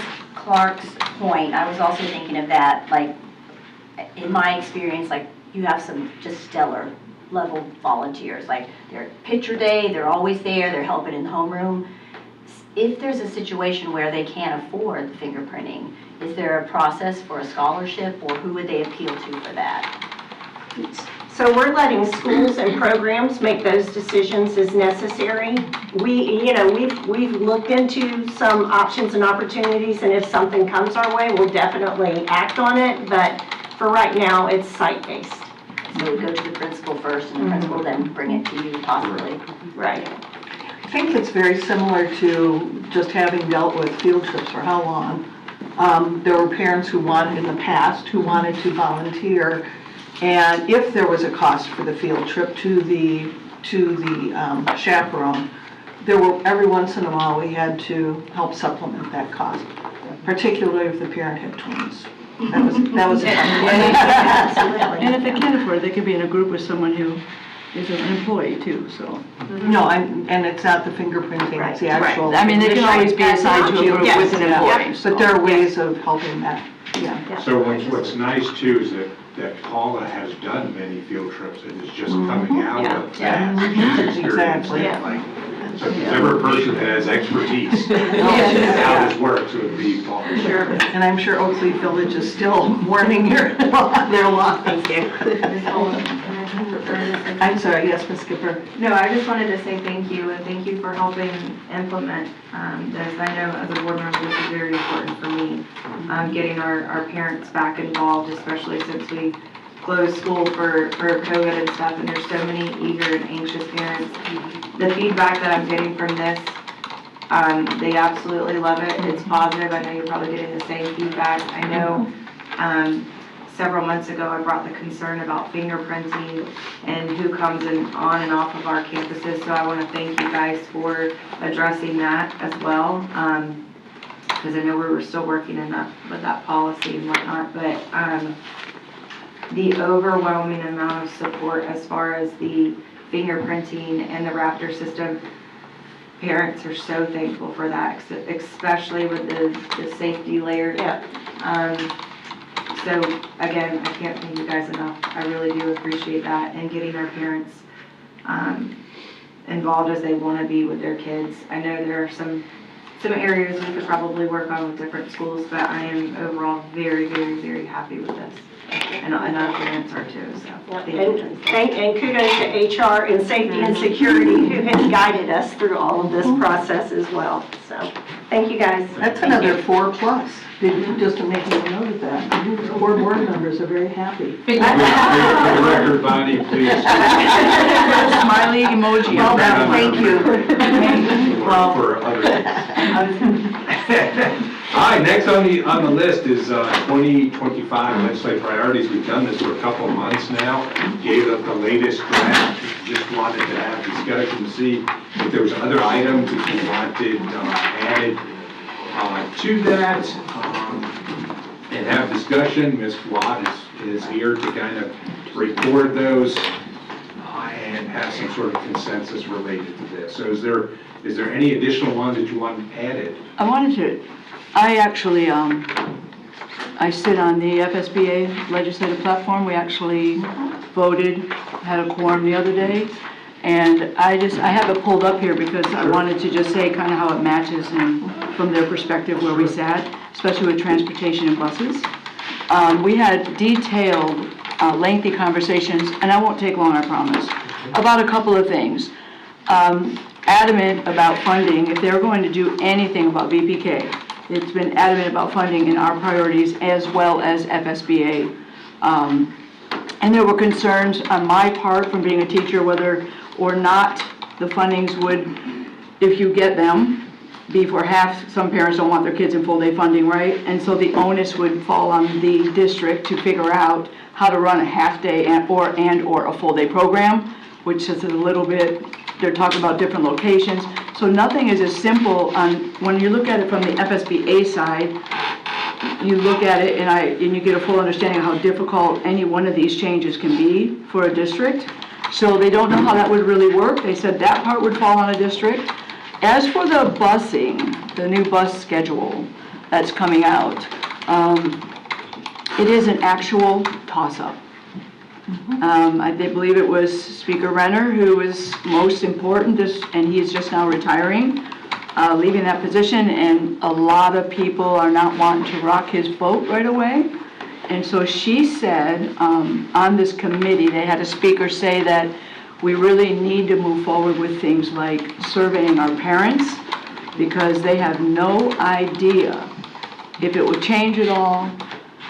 There is some swing towards the side of changing. There's kind of like a momentum after he leaves that may happen, but at the very least, the school district, the board should prepare by getting some parental feedback surveys, things like that. A lot of districts have started that and moved forward with that part. But after that, moving forward is, we have to wait. That's the only part they thought the district should move forward with, is actually getting some feedback, because that would be added to that legislation. And so those were the two major things. They added hurricane relief, so not to hold counties responsible for all the paperwork you do and all the reporting you do and all the funding reporting for those districts that were demolished. That was added. And then lastly, under administrative efficiency, and a lot of these match what we're doing here, was funding for the student funding to be increased, of course, every year. And I think the attendance, since we're in the midst of doing that, they wanted, one of their items are for not waiting for the 10th unexcused absence, but starting the process. This is on their January legislative, going to them in January, starting the process after 10 absences, period, not 10 unexcused absences. Most people, superintendents across the state felt like 10 unexcused absences is a lot before you move forward. So on there, I'll read it for you, Mr. Blocker. Empower districts to address chronic absenteeism by initiating intervention processes after 10 absences and not waiting for 10 unexcused absences. Currently, districts were limited to initiating interventions, and there is a good feel about this one actually passing. It doesn't really require much funding. So. And that was it. So not to interrupt what you're doing, but a lot of it is the same. And any of you guys can sit in on these meetings on Friday mornings if you'd like. So, Thank you. And I believe, did you all receive the FSBA legislative list as well? Everybody should have received. they should have, Okay, yeah. Because I know I received it as well. Is there any other Thank you, additions that Sandy. you'd like to add? The last item under funding, I don't know that it really makes a difference, but to me, the first word continue, if you change it to increase, it really, Ah, good. Yeah, that was good. and I think in front of portables, we ought to put unsafe portables. I think I don't think people recognize when they see portables, they just think of it as an extended classroom. But we recognize it the differently. word separate indicates a separate Separate. building. And Mr. Something Bresky, that's more, this right, could you explain something to me real quick? Sure. Part of this that we approved said calculate capital outlay, FTE for both charter and traditional public schools. Currently pre-kindergarten students in adult ed and virtual ed, we don't get funding for them? For which one? It said currently pre-kindergarten, adult ed, and virtual education students who participate in the classroom are not included in calculating? Well, like virtual ed, you receive a lesser amount. Is that what, so they're talking about funding them in full? Yes. Okay, And I think that the challenge there is that you still have some of the same overhead while you don't have the building involved. right, You're right. still hiring a teacher to do that. In fact, their caseloads are usually higher Okay, than the teacher in the classroom. And All right. pre-K is not a fully funded program, so that's. and they take up space in the building. Right. Well, not just take up space, but they go to resource. They have a regular full classroom or full schedule Okay. that encompasses all of the different. So I actually components of didn't the know school. that, that's why I was curious. I didn't want to ask in front of all those people.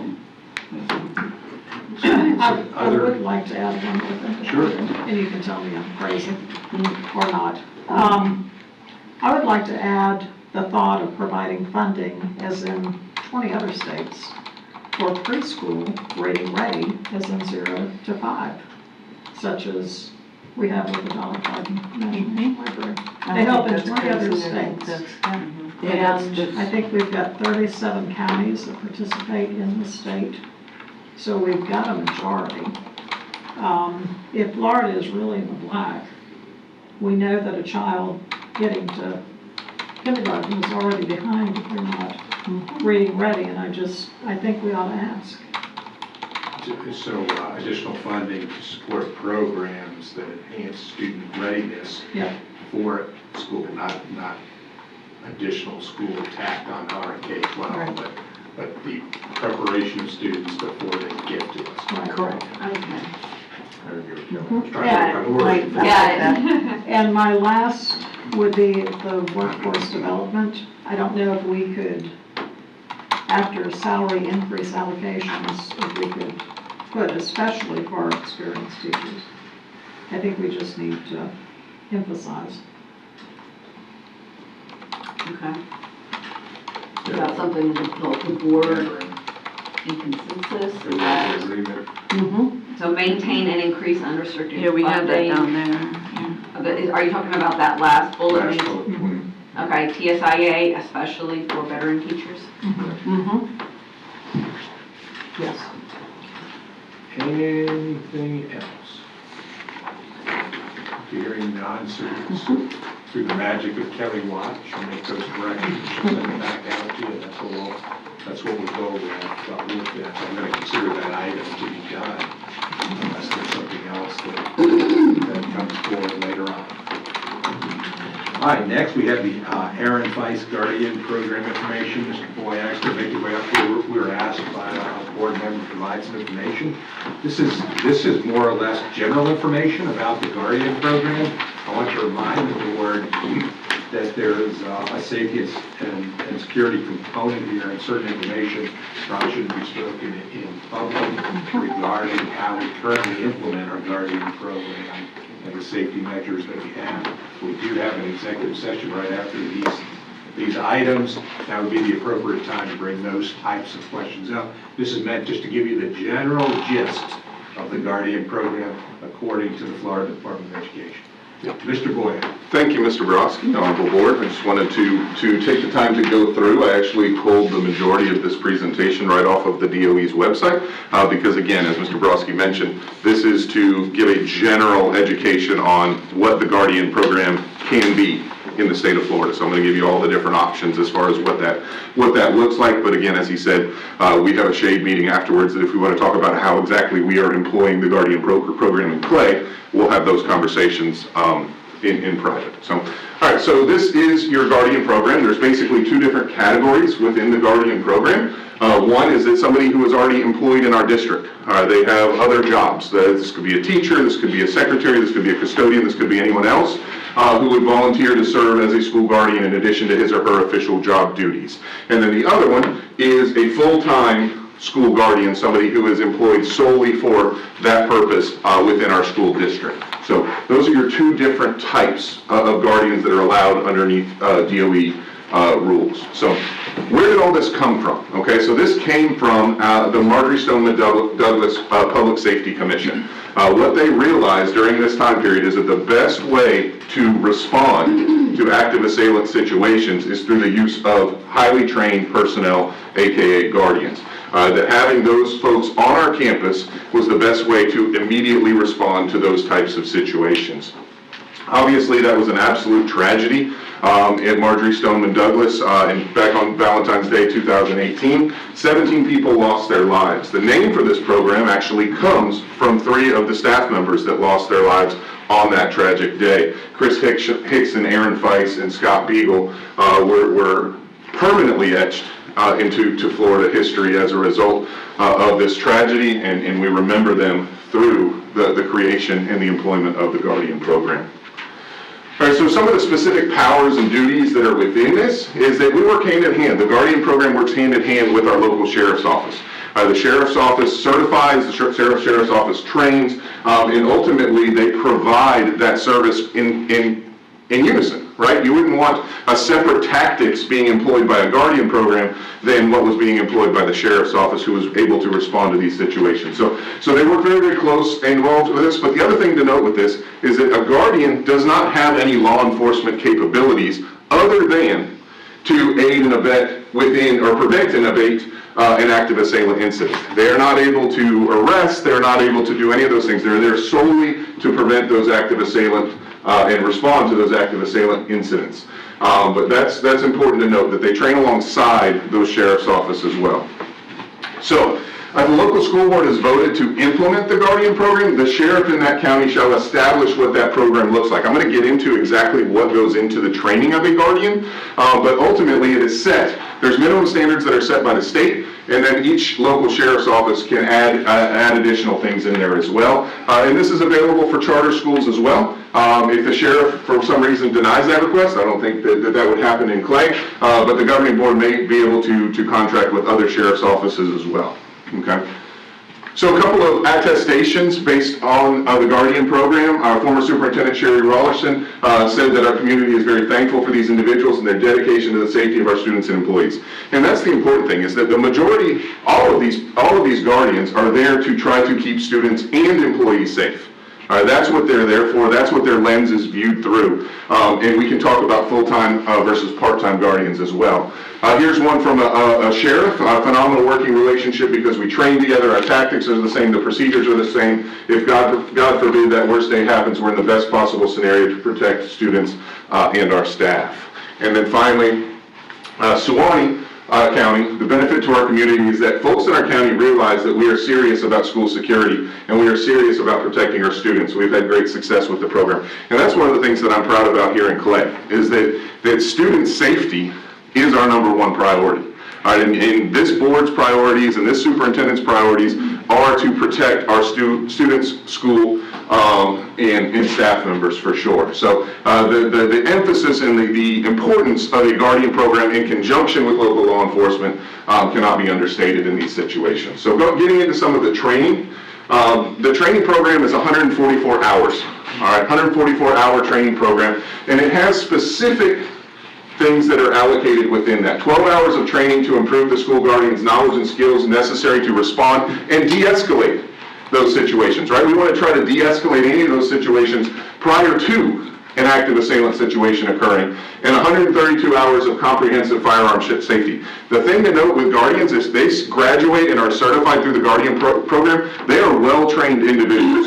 And the majority of the folks that are interested in these Guardian programs and that we employ in these Guardian programs are former military, law enforcement, have very extensive backgrounds in public safety. Those are the minimum requirements. Like I said, Sheriff's Office had the ability to add in additional training into those programs as well. All right, statutory requirements, 80 hours of firearms instruction based on the Criminal Justice Standards and Training Commission's Law Enforcement Academy, which must include, this is an important part to note, at least 10%, but no more than 20% more rounds fired than with academy training. So again, the emphasis here is that these are very well-trained individuals. They are firing more rounds than your traditional academy training is, and they must achieve at least an 85% pass rate, or they don't pass. And this does happen. All right, we do put people out to train, and they don't pass, in which case we don't have an employee in that situation, because at the end of the day, they have to be well-trained. Right? Safety is that number one priority. If they can't pass at least an 85% pass rate, we do not want to put them in our schools. Okay? So there are high requirements for this program. 8 hours of discretionary shooting instructions using state-of-the-art simulator exercises. Okay? 16 hours of active assailants or active shooter scenarios. 8 hours in defensive tactics, 4 hours in legal issues, and 16 hours of instruction in precision pistol. Again, these are some of the specific requirements that is outlawed in state law. What else, other than that training, do they have to pass? They must pass a psychological evaluation by a licensed psychologist that is basically designated by the Department of Law Enforcement and submit to the results of those evaluations to the Sheriff's Office. Okay? Submit and pass initial drug tests and subsequent drug tests. All right, Ms. Lawson over in HR emails us quite frequently. Hey, this person needs to come take their random drug test. This person, so this is something that we are constantly monitoring. And then ongoing training, weapons inspections, and firearm qualifications. Every summer, they have to recertify to prove that they can still pass those shooting tests, that they are still qualified for this particular position. Training is ultimately done by the Sheriff's Office. I've mentioned that a few times. And then there's ultimately a Guardian certificate. All right, over the summer, any of our new Guardians that pass, we hold a Guardian graduation. And again, we emphasize the importance of their position and let them know the responsibility that goes with it, right? At the end of the day, we want to make sure they're as well trained as possible and hope that they never have to use what they were trained for, okay? And the sheriff is going to maintain the documentation, weapons and equipment inspections, as well as training, certification, inspection, and qualification. There's a grant program that goes along with this, that the sheriff can basically request reimbursement for the state for all of their expenses that come from the training program.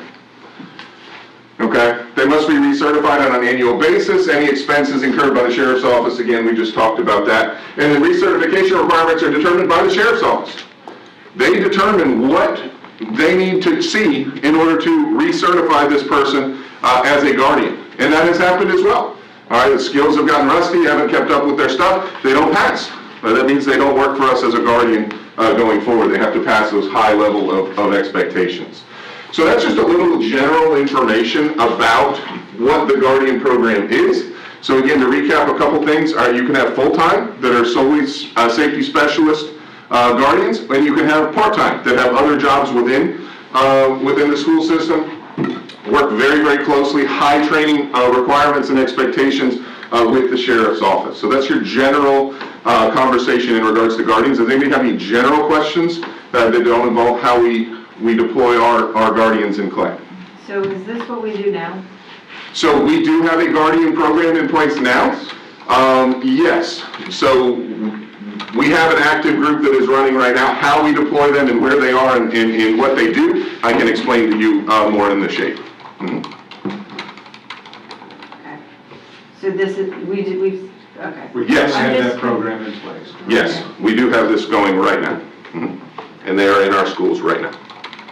Okay. Any other questions about the Guardian program, grant funding, or anything along those lines? I think the The grant, of course, goes to the sheriff's office. The only thing as a district we have to consider for expenses are equipment repairs and liability insurance. Yes, so in salary and obviously training, there's a number of expenses that go with the program, but at the end of the day, making sure our students are safe and secure within, and our staff members are safe and secure in our schools, you can't really put a price on that, yes. We have a question from the audience.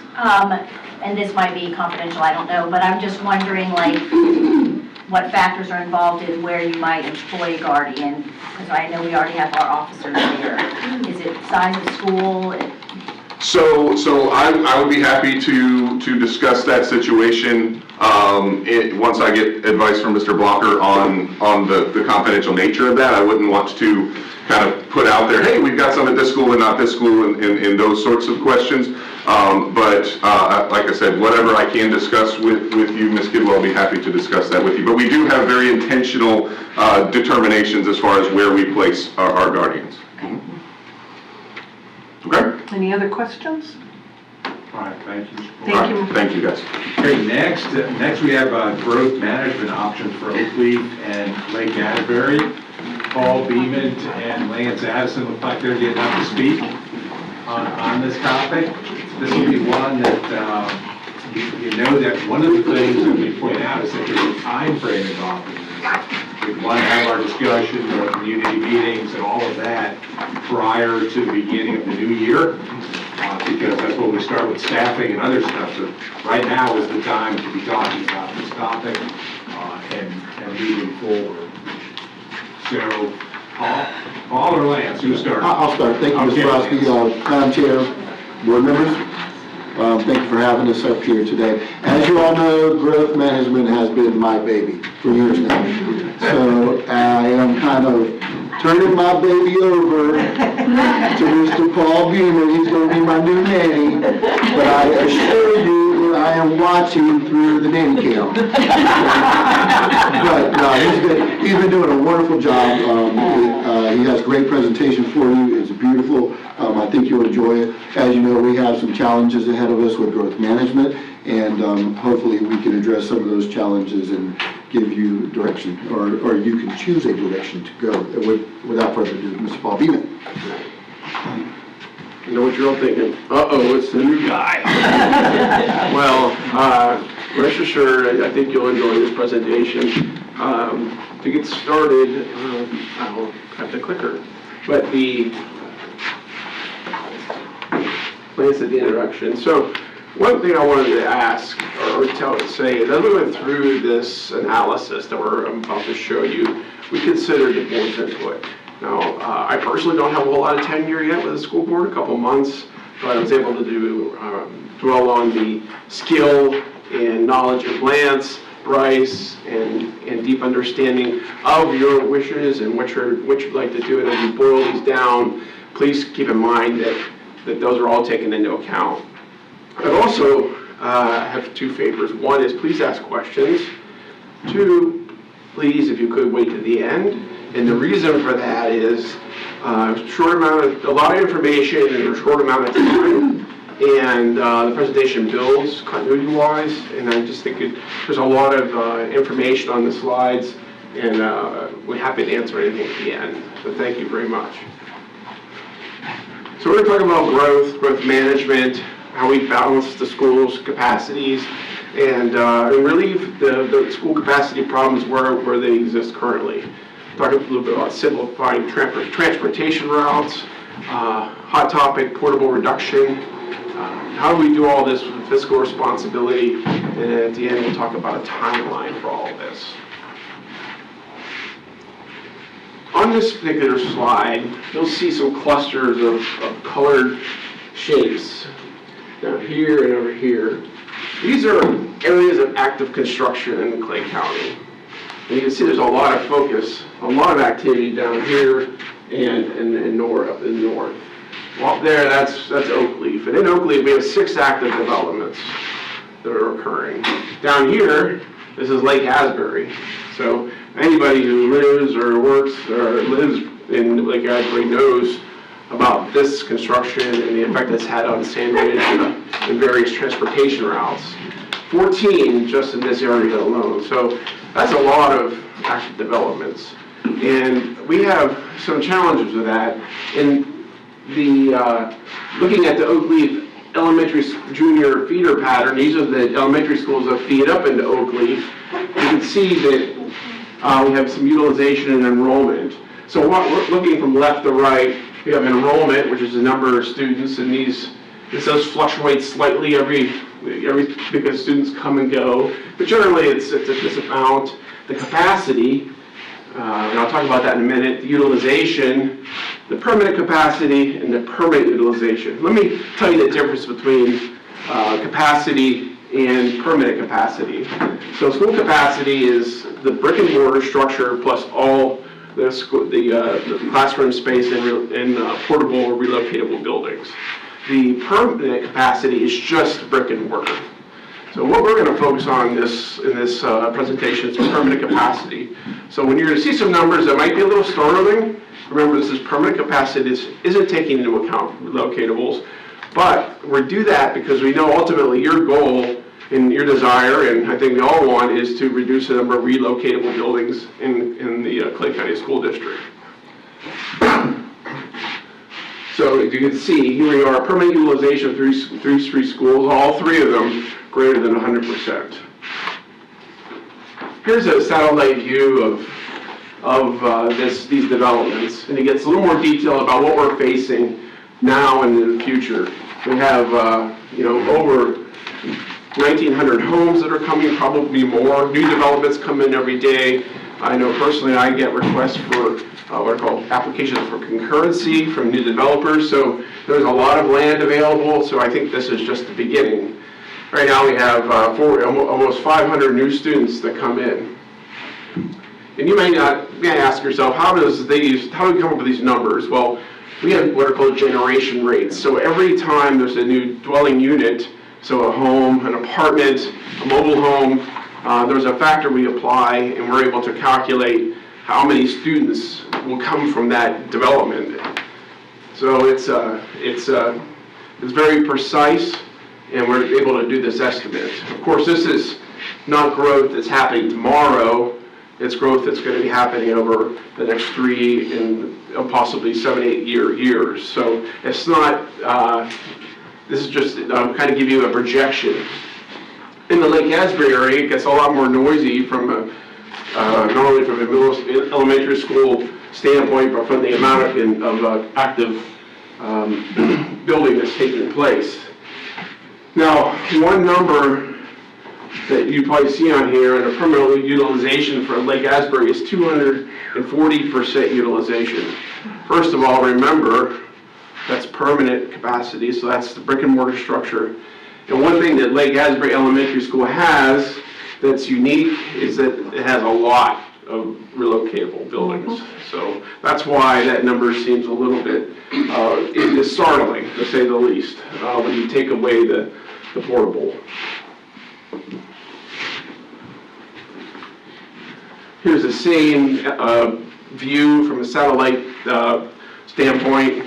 7,000 homes, more than 2,000 students are anticipated in this zone. So more and more coming in. We know that Clay County is a popular place to live, and we have the factors of people coming into Florida and them stopping and living here permanently. So we want to try to get ahead of it, and that's our challenge. How do we do that?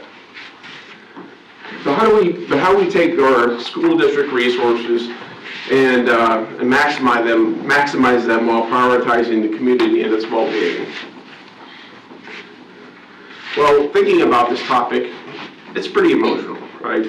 Anytime you talk about maybe a rezone or my child is going to go to school, you get emotions to flare up. There's a lot involved.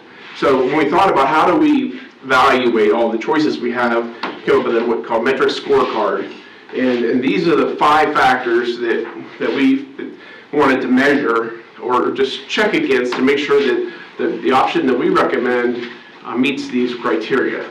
So we're going to do so with just a simple check green or thumbs down, X on each of these. And I want to just one more time say, as we go through these are all, these options are all taking into account direction we've received from this body. And we've identified 3 of them. Okay, the first one, option A, is status quo.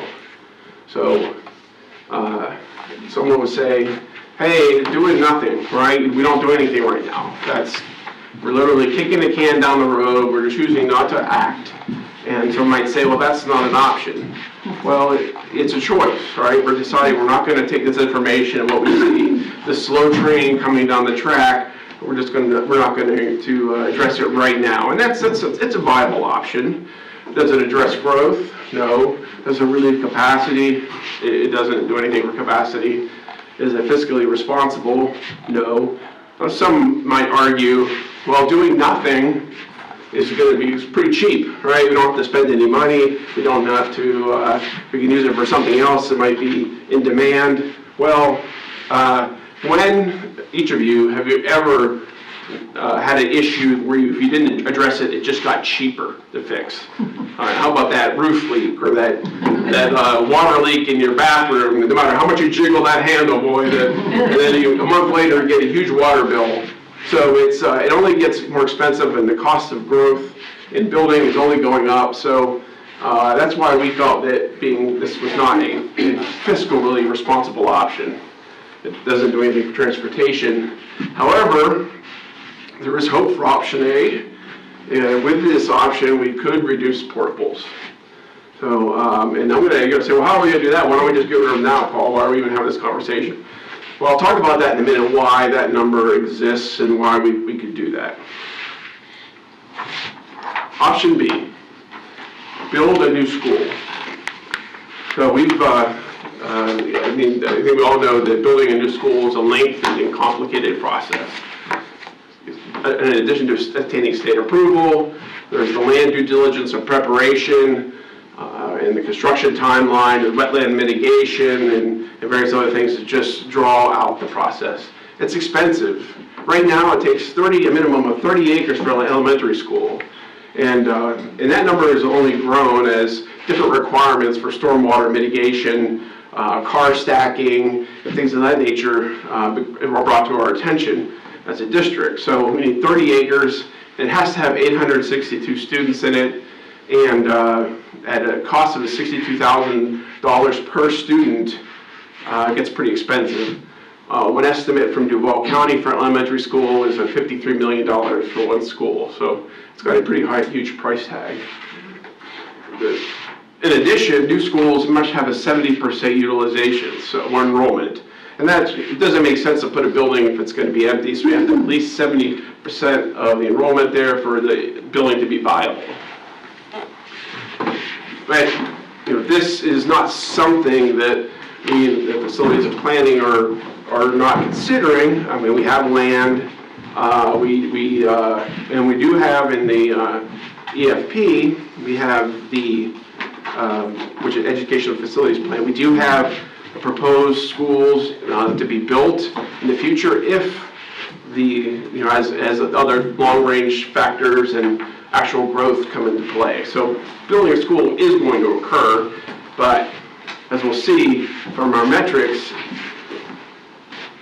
okay, I mean, you can argue a new school does address growth, but it's not going to fix the problem we have right now with Lake Asbury and Oakleaf. We could build one, but it's not going to relieve immediate capacity. I think we explain right now it's not fiscally responsible, and mainly that's because it really only fixes one area at a time. And in the same with addressing growth and capacity, it doesn't really fix the whole problem. It's kind of a very surgical solution. Does it simplify transportation? Not really, and it doesn't reduce portables because we're not addressing portables in this particular option at all. But how does it not? I know you said keep the questions to the end, but I'm confused at if you build a new school, you rezone, you move those people, you're alleviating population, you can reduce those portables in other schools. Well, you're right, Ms. Skipper. I mean, in the long run, it would allow us to reduce portables, but because when I frame this problem, this is a problem we need to take care of now. We feel that it needs to be addressed now. We would not be, again, I guess you could call it a check minus as well, but it wouldn't reduce portables in the long term. So these Or in the short term. these options are for immediate, Right. like right this second. Using the resources that we currently have available, because Paul's going to kind of point that out, the resources that are already in place, that have already been started, would be an option. Just because I'm looking at these numbers and I mean, it would be over 70% according to all these other schools that are overpopulated. If you build a new school, one challenge would be in one community, it would be another community, not addressing two areas. You would read, okay. And if it's in the new, but if it's in the new community, there may not be any redistricting because those are all new homes. And what I if you think did is like the a K reference through here. 8 versus, anyways, okay. I'm just trying, I mean, in my mind, I'm thinking that this, okay. Ms. Skipper, we do have, in the long-range plan, as Paul mentioned, we do have K through 8s on the long-range plan for certain larger communities that are coming into play. K-8s, we usually want to go between 1,275 and 1,500 students. So to answer your question, yes, for some of the larger new developments that will come into play, Governor's Park, Saratoga Springs, later on down the road, we always want to watch the economy to make sure that that development is going to come in. However, right now, as of right now, if we were to build a new school, could they, in 3 years, could we reduce portables in that new school? Yes, but I think overall, you won't reduce as many portables as you think you would just by building a new school, as you have seen from other schools that we built recently. If you look at Spring Park Elementary, we weren't able to reduce any portables by opening that school. So I think Paul is correct in his determination to say, yes, we can probably reduce some here and there, but you have to remember we're addressing growth. As growth comes on, we will open up a school. However, those other schools are still growing.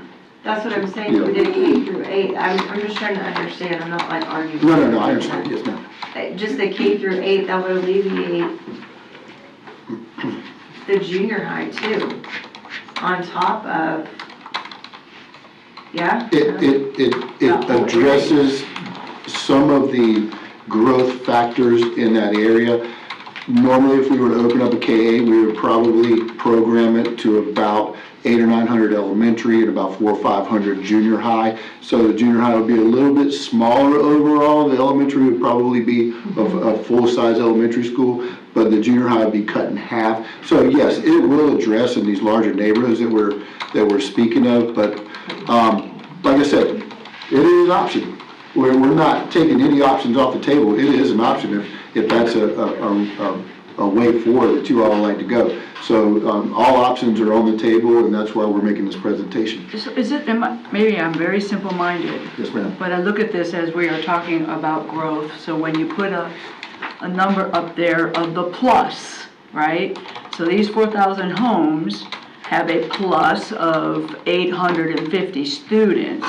It doesn't mean that we might not take a few students from here, here, or here, but these actual slides are based on projected growth, not the kids that are sitting in a classroom right now, That's right? correct. Is that too simple? That is correct. No. That is And so correct. it may eliminate some portables It could. right before, Right. when we maybe change transportation routes or Right. rezone. But when you're talking about this particular event, you're addressing the new growth only. Right, and that's a very good point, and I'll kind of, when I'm speaking to Paul, or I'm speaking to Bryce, or talking to my department, I always want to be very, very cautious when we say, we're gonna reduce this many portables, because as we start knocking those portables off, if we do build a school, yes, we are going to alleviate some crowding. However, we have to remember that they are still growing, and And as you can see from the maps, you only see the active development in this area. However, all of this green, someday, 10 years, 15 years from now, will all be homes. So I am very cautious to just knock away portables when we know that all of this will be all homes someday. Well, if you can, you will. Yeah, absolutely, absolutely, yes, ma'am. That's my point I'm trying to make is, I'm not, I want to look at this, a bigger picture, because we don't know what the economy is going to be in a couple of years, especially depending on how things go. But my point is, it's already overcrowded. What, I mean, we need a school there, whether it's tomorrow or a couple of years from now, like you said, because of growth. That is correct, that is a possibility. I would correct. like to say, if we can let him finish the next option, because I think it'll answer a lot of questions, especially with financially. So if we can continue with the next one, and then I think it'll help answer some of your questions here. Thank you, Bryce. And Ms. Skipper,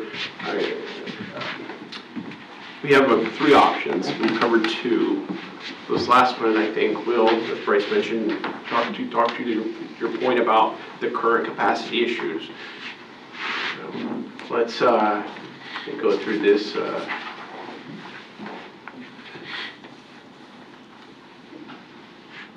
Okay, I heard the word redistrict. I know that's a tough word, but this is what option C is about, redistricting the high growth areas only. So if you look at the Oak Leaf zone, the Lake Asbury zone, I've got the feeder schools here again, along with in both, and you can see that Oak Leaf and Lake Asbury junior highs are both 99, 92, 99 respectively. See, so that's, you'll say, well, that's pretty high. Well, okay, this is a permanent capacity, and this is without some construction that's taking place there now, which I'll talk about in a moment. But what we would say, this option we brings is we take the 6th grade at the feeder schools and move them into the junior highs. So that would relieve some of the capacity issues at the elementary school level, and it would shift some of that over to the junior highs, which can absorb that capacity. So you solve the problem at the elementary level. This would affect 24, 25 5th graders. So that means next year when they move into 6th grade, those rising 5th would be part of this program if you should agree to move forward with it. The benefit is really at the end of the day, the students just go to their junior high school 1 year earlier. So I am sure you're all aware, both junior high, Oak Leaf Junior and Lake Asbury Junior are getting a new 32 classroom addition. The construction is underway, and both of those will be ready for the 25-26 school year. So this adds a lot of capacity to both of these junior high schools. This is an investment that the district has already made in those areas, and it'll be ready in time to not only relieve any capacity issues at the junior high currently, but also absorb the 6th grade student body when if it should come over. Here's some pictures of the construction. This is Oak Leaf facility currently being built. Both of these wings are identical. I mean, they're the same structure at both locations. So we try to standardize to make maintenance and support easier. So let's take a look at this from a numbers point of view. On this slide, we have the feeder elementary schools on the left-hand side, and we have the 6th grade student body. So this is rising 5th. This is the next year what it looks like. At Oak Leaf, and I also want to call out that this is total enrollment and permit utilization. So next year in the Oak Leaf zone, or Oak Leaf Junior High, 428 students would go to Oak Leaf, and it would become Oak Leaf 6 through 8. And the capacity with the new additions, it'd be 90% of permanent capacity. On the far side, we have those same elementary schools. You see a substantial drop in capacity at those schools. Now, one thing I forgot to mention that I think is important, in none of our schools are we what's considered out of compliance. We allow for 110% of current capacity that's our standard, and we're not, there's no school that's out of compliance in that respect. So when you see a number like 100, well, there's still some room there. And once again, this is permanent utilization without relocatables. So, but with this approach, there's a potential that we can eliminate 21 portables in the Oak Leaf area. Lake Asbury gets a little more complicated because there's a lot more elementary schools. So the same model applies here to this slide. On the left-hand side, you've got the schools and the sixth grade body. And then going to the right to Lake Asbury Junior, which become Lake Asbury 6 through 8. And then you can see that its capacity is, it's even after this move, there's substantial room there left for the future growth, things of that nature, the housing developments that we anticipate, that 3 to 8 year growth that we saw on the slide earlier. And then we have the result over on the right-hand side. Now, with this, we feel that there's a potential for reduction of 19 school portables, which is good news. And, but I want to call out, there's a couple of problem areas. In Oak Leaf, we had 100% migration. All of the sixth graders went over to the junior high. In Lake Asbury zone, it's a little more complicated because of how the boundaries lie and things of that nature. So, first of all, the biggest number you'll see over here is, well, there's still 58 folks in Doctor's Inlet, and there's still 87 in Middleburg. Well, in those particular cases, both of those schools, that's enough of a student population to maintain a sixth grade. And the reason why is that part of Doctor's Inlet falls in another junior high school zone in Lakeside, and part of it falls in Lake Asbury. So rather than rezone, talk about instructional, 58 is a manageable number. We just continue sixth grade at Doctor's Inlet, and those students will stay there. Middleburg, as you can see, there's only 6 students that fall in the zone of Lake Asbury. So that results in 87. Same situation applies here. It probably just makes sense to maintain the sixth grade at Middleburg Elementary. When the Middleburg elementary school, the children go to 7th grade, they would be going to Wilkinson Junior High, which is already at a pretty high capacity right now. Okay, well that leaves 2 problem areas, at least Coppergate and Rideout. And I want to talk to you a little bit more about those in the plan, because those are 30 students is just not enough to warrant 6th grade at that school, and the same with Rideout, 15 is just not enough. So here is what we're planning, or proposing for Rideout. So it's a challenge. On the left-hand side, you see our beloved Clay County School District, and you see where, I'm sorry, not Clay County, this is Lake Asbury Junior High zone. And then you have the blue is Rideout Elementary zone. And you got this little, what I'm calling Rideout North, this little prong that sticks out here. This is where our 15 students lie that's in that slide. Now, what do we do with that? It borders Blanding and Rideout on the north and east, respectively. And then this particular boundary right here, this pink coming down through here, that's actually a tributary to Black Creek. So it's a geographical feature with no housing. So what we're proposing is that we redistrict Lake Asbury Junior to include this, what we're calling Rideout North. And what that means is 100% of all the 6th graders at Rideout will go to Lake Asbury Junior. 7th graders in that zone will go to Lake Asbury Junior, and then 8th graders will go to Lake Asbury Junior if they want. But because those children are zoned for Lakeside, if they decide they want to stay at Lakeside, we'd allow them to stay. We propose they'd be allowed to stay for one more year. So that solves the Rideout issue in our mind. Coppergate, now this one is a little more complicated, so tried to explain in pictures because it's, as you'll see, it gets a little more involved.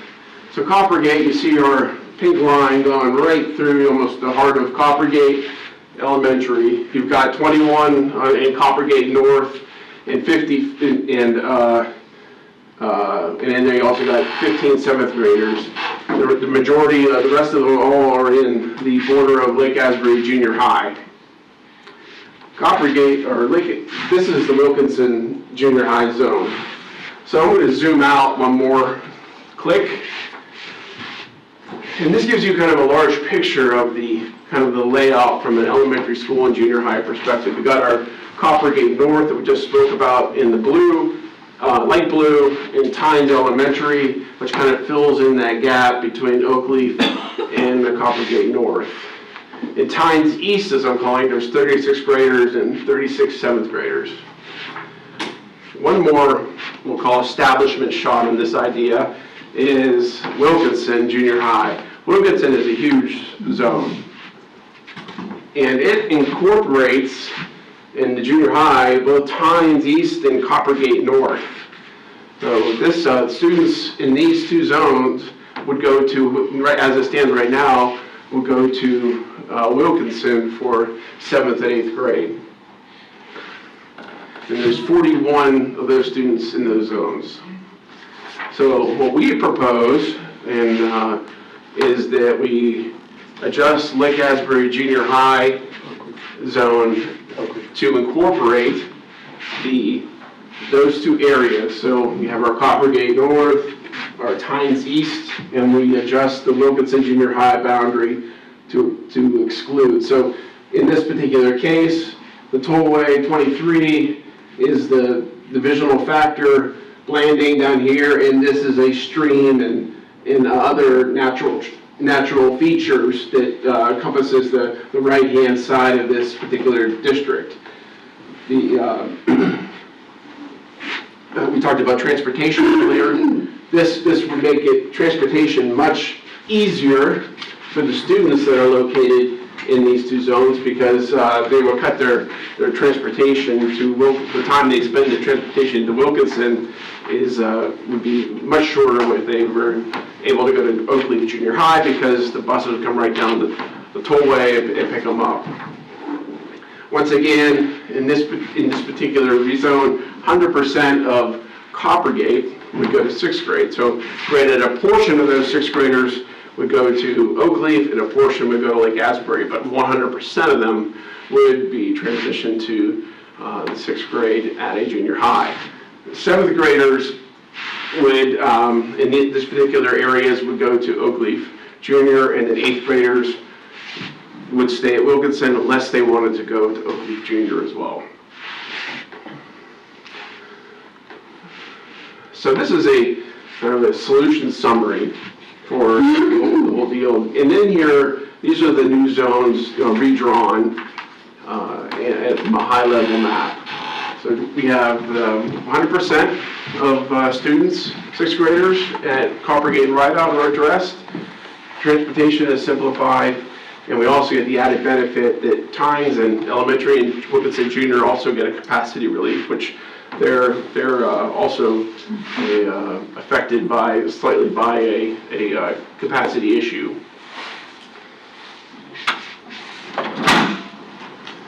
I'll take the prior slide and kind of summarize it with the result. You can see that we've now addressed all the 6th graders, with the exception of Middleburg and Doctors Inlet, which we spoke about. We're okay with that. And 856 6th graders would now be part of go to school in their respective junior high. So let's check out our scorecard. Does it address the growth? It does. Does it relieve the capacity? It does relieve the capacity. It's fiscally responsible. We're taking advantage of the new wings that are being built at Lake Asbury and Oakleaf, and we simplify transportation and reduces portables. We're thinking proposed up to maybe as many as 85 portables.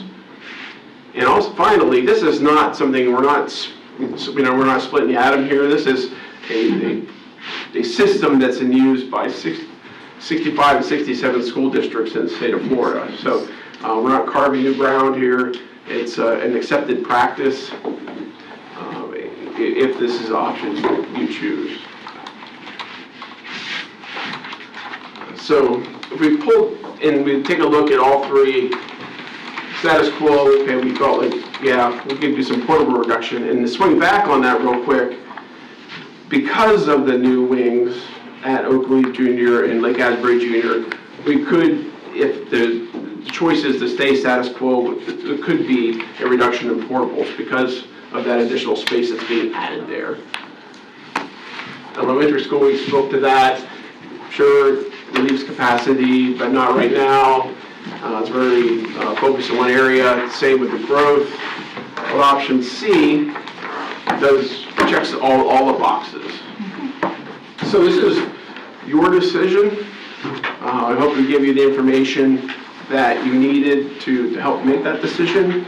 I appreciate your time, and here to talk a little bit about the instructional benefits is Heather Tina. Heather Tina. Don't come to me, sorry. Good morning, thank you for giving me, I'm only going to take a few minutes, I promise.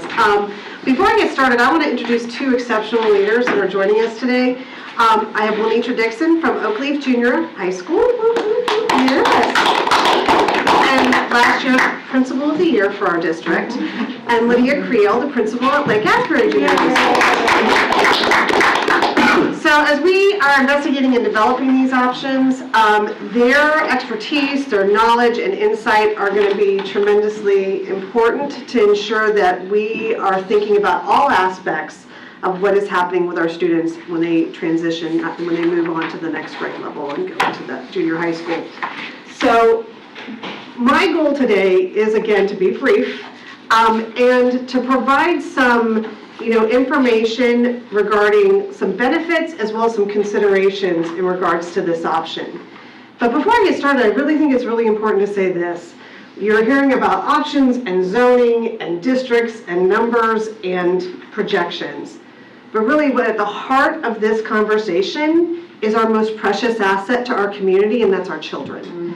And that's where these ladies, myself, Treasurer Pickett, the Chief of Secondary, are going to be working tightly with a community of other division leaders to ensure that at the forefront that this is our priority. Our team is going to be working on making sure that this is going to be as seamless as possible. But again, at the heart of this is our kids. So when we look at some of the benefits, we've already had some conversation. I'm not going to rehash. I know that many of you are excited about portable reduction, so am I. And this obviously addresses a lot of the overcapacity issues that we have at our elementary schools. But one of the things that I want to mention as well is that really I think we're one of two districts in the entire state of Florida that actually has sixth grade in the elementary school. So when we think about the variety of curriculum that's offered, this will open up some opportunities for students to explore other electives and curriculum options. So also at both schools, at Lake Asbury Junior High School, they have the STEAM Institute, and at Oakleaf Junior High School, they have the Pre-ACE program. So students will have the opportunity to apply for these programs and have this, be able to have that option as well. So also, a lot of people don't realize this, our curricula is actually designed around a K-5 model, a 6-8 model, and a 9-12 model. So this will not be a stretch for the junior high school to take on sixth graders because it's already embedded in that model already because it's developmentally appropriate for that stage. So I like to think about my own children and what they need, and I will tell you I have two boys, they're amazing, and junior high school was a challenge. However, one of the things that I noticed was that was also an opportunity in their life that they built those executive functioning skills where they worked on organization and independence. So that's something else to consider as we look at this. Now the fun stuff, right? Everybody likes a good sports team. So students will have the opportunity to participate in FHSSA regulated teams. And that means that like looking across fall, spring, and fall, winter, and spring sports. And obviously, if it builds lifelong teamwork and skills there. Now, I was a band mom. I had a clarinet, saxophone, drums. They all lived in my house. And then I found out my son's senior year he could sing, and I wish I would have known that, because in the junior high school, you have options like band, chorus, art clubs, and ultimately, I think from, a leadership standpoint and an instructional standpoint, it would be nice to have a longer investment period with these kids of 3 years versus 2 years. So these are just some of the benefits that we explored with our team. Now let's think about some of the considerations. There's going to be a lot of planning behind the scenes with this option. One is thinking about the resource allocations that we need to ensure that we have both at the junior high and the elementary schools. So that's going to be a lot of work. Treasurer Pickett and I are already strategizing on what that could look like, because we're looking at not just instructional staff, but counseling service and administrative services. Additionally, it's also thinking about, again, like I said, what's that scheduling going to look like at the 6th grade level? And also, how does that affect teacher assignments? Because at the heart also of our community is our teachers. So trying to put them at ease, ensuring them that we're going to be doing our best efforts to make something, how to support them in whatever this transition looks like. And then lastly, how are we going to get our administrators ready at all of these schools as well as the junior high schools? And thinking about that's going to require meeting frequently, talking about the resource needs, having really good open lines of communication and collaboration. And that's where we talk about our families and our community. That's where we will be working together as a team and that will be with facilities. Mr. Addison and I have spent a lot of time over the last 6 months. We have a great relationship over Spring Park. We spent a lot of time talking, planning, and that's where we think about hosting regular meetings for parents and guardians to discuss this change, thinking about sharing resources, address any kind of questions or concerns. And that's where feedback is really important as well. So how are we going to survey? How are we going to get some forums together so we can hear the voices of our parents, students, and we can help problem solve them through this change. But I told you I would be quick. That is essentially kind of what we're working on our end when we look at this as an option. But I just want to thank you for your time today. Can I just say a couple of things? Yes. For probably 3 years, before I was this, when I was a teacher, I was super excited about something like this. And my reasoning, I actually taught 7 through 8 many years, but then moved to 6th grade in my last 4 years. These kids are not only maturity-wise ready to be in a school with older children, the curriculum gaps that were occurring between 6th and 7th grade will become seamless, which absolutely is a positive thing for our reading and for our teachers, for vertical alignment. And lastly, when you take 6th graders out of elementary school, resource teachers in elementary school will no longer have to serve those 6th grade students, which means maybe a little bit more time than 30-minute resource. I don't know, I would love to come talk to you about that, because the biggest bummer of elementary is you have to get these kids into one resource teacher. The 4 and then the run walk on Friday, but with less numbers at the elementary school, I think it may work out for resource as well in the elementary, so there'll be benefits there as well. And that's a really valuable point, and that's been a conversation that we've had with master scheduling, is how can we provide more minutes for teachers to have more planning. So I appreciate that feedback, because it is critical. So I agree with you. That's a whole area that we could have a lot of positive effect. And a question for you, Paul, is Wilkinson will then be under the option C. Wilkinson then will have, the kids will be moved out of there helping with that overcrowding. Yes. If we redo that portion of that, which makes sense, the district will help that overcrowding at Wilkinson. Slightly, yep. A little bit, but Every little bit helps that will. Better than more. They tend to tap right at about 99, 100%. Right. So every little bit will help. If we're taking 30 kids out, or that's a class, I mean, that does help out at the percentage wise. well, that's awesome. Thank you. So I think this is the proposed timeline for the adoption. If anybody from facilities wanted to mention, is there anything that you wanted to mention about that? Well, the next step, it would be for you guys to render your opinion on which way to go. And if you do decide to go with the migration, we need to let parents know. So we would plan in advance just to get ready, because there's a tight timeline on this. So at November 18th, we would meet with parents at Lake Asbury Junior, and on November 20th at Oak Leaf Junior, we have an open town hall meeting with parents. And there with Ted, Heather, myself, Lance, Bryce, Chris Brodsky, and possibly somebody, the board member, will be there to answer questions with the public. The ultimate goal by this is to have the board approve the final approval and incorporate this in the 25-26 school year plan. January is the goal, so that the allocations can be done for this new model. So if I could just kind of wrap it all up, if you're kind of looking at where we are with high growth areas in Lake Asbury and Oakley, we looked at this every which way. Like, this is like the 5th time that I've seen this presentation to get to this point. I will remind the board that anytime you move a single student from a single attendance zone, for some parents, it's very challenging to deal with that. We've been down this road before. We've had 3 rezoning or redistricting during my administration. All 3 of them were met with a small group of people that were not happy with doing that. That's a fact of life.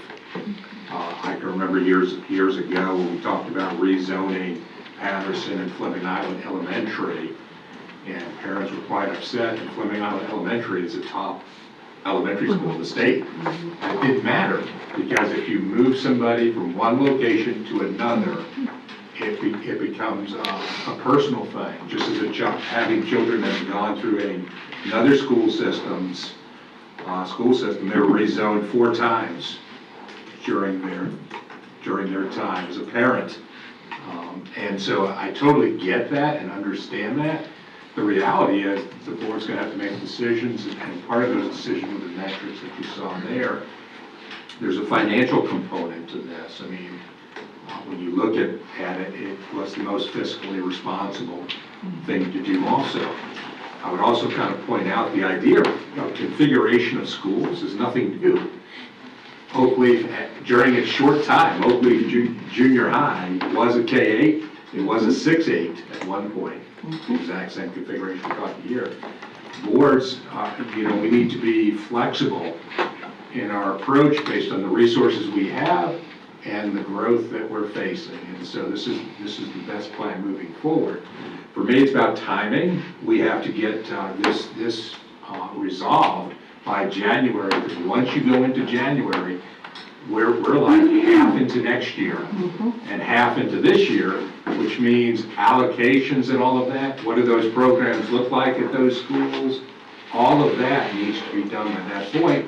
The board would have to then vote at the December meeting on that. That would be the finalization point. Now, each time that we've done it, we've had a format that's proved to be successful. One is we gain consensus of the board. This is what the board wants to do. This is the plan moving forward. 2, then we have a community meeting. We send out information to every student that's affected.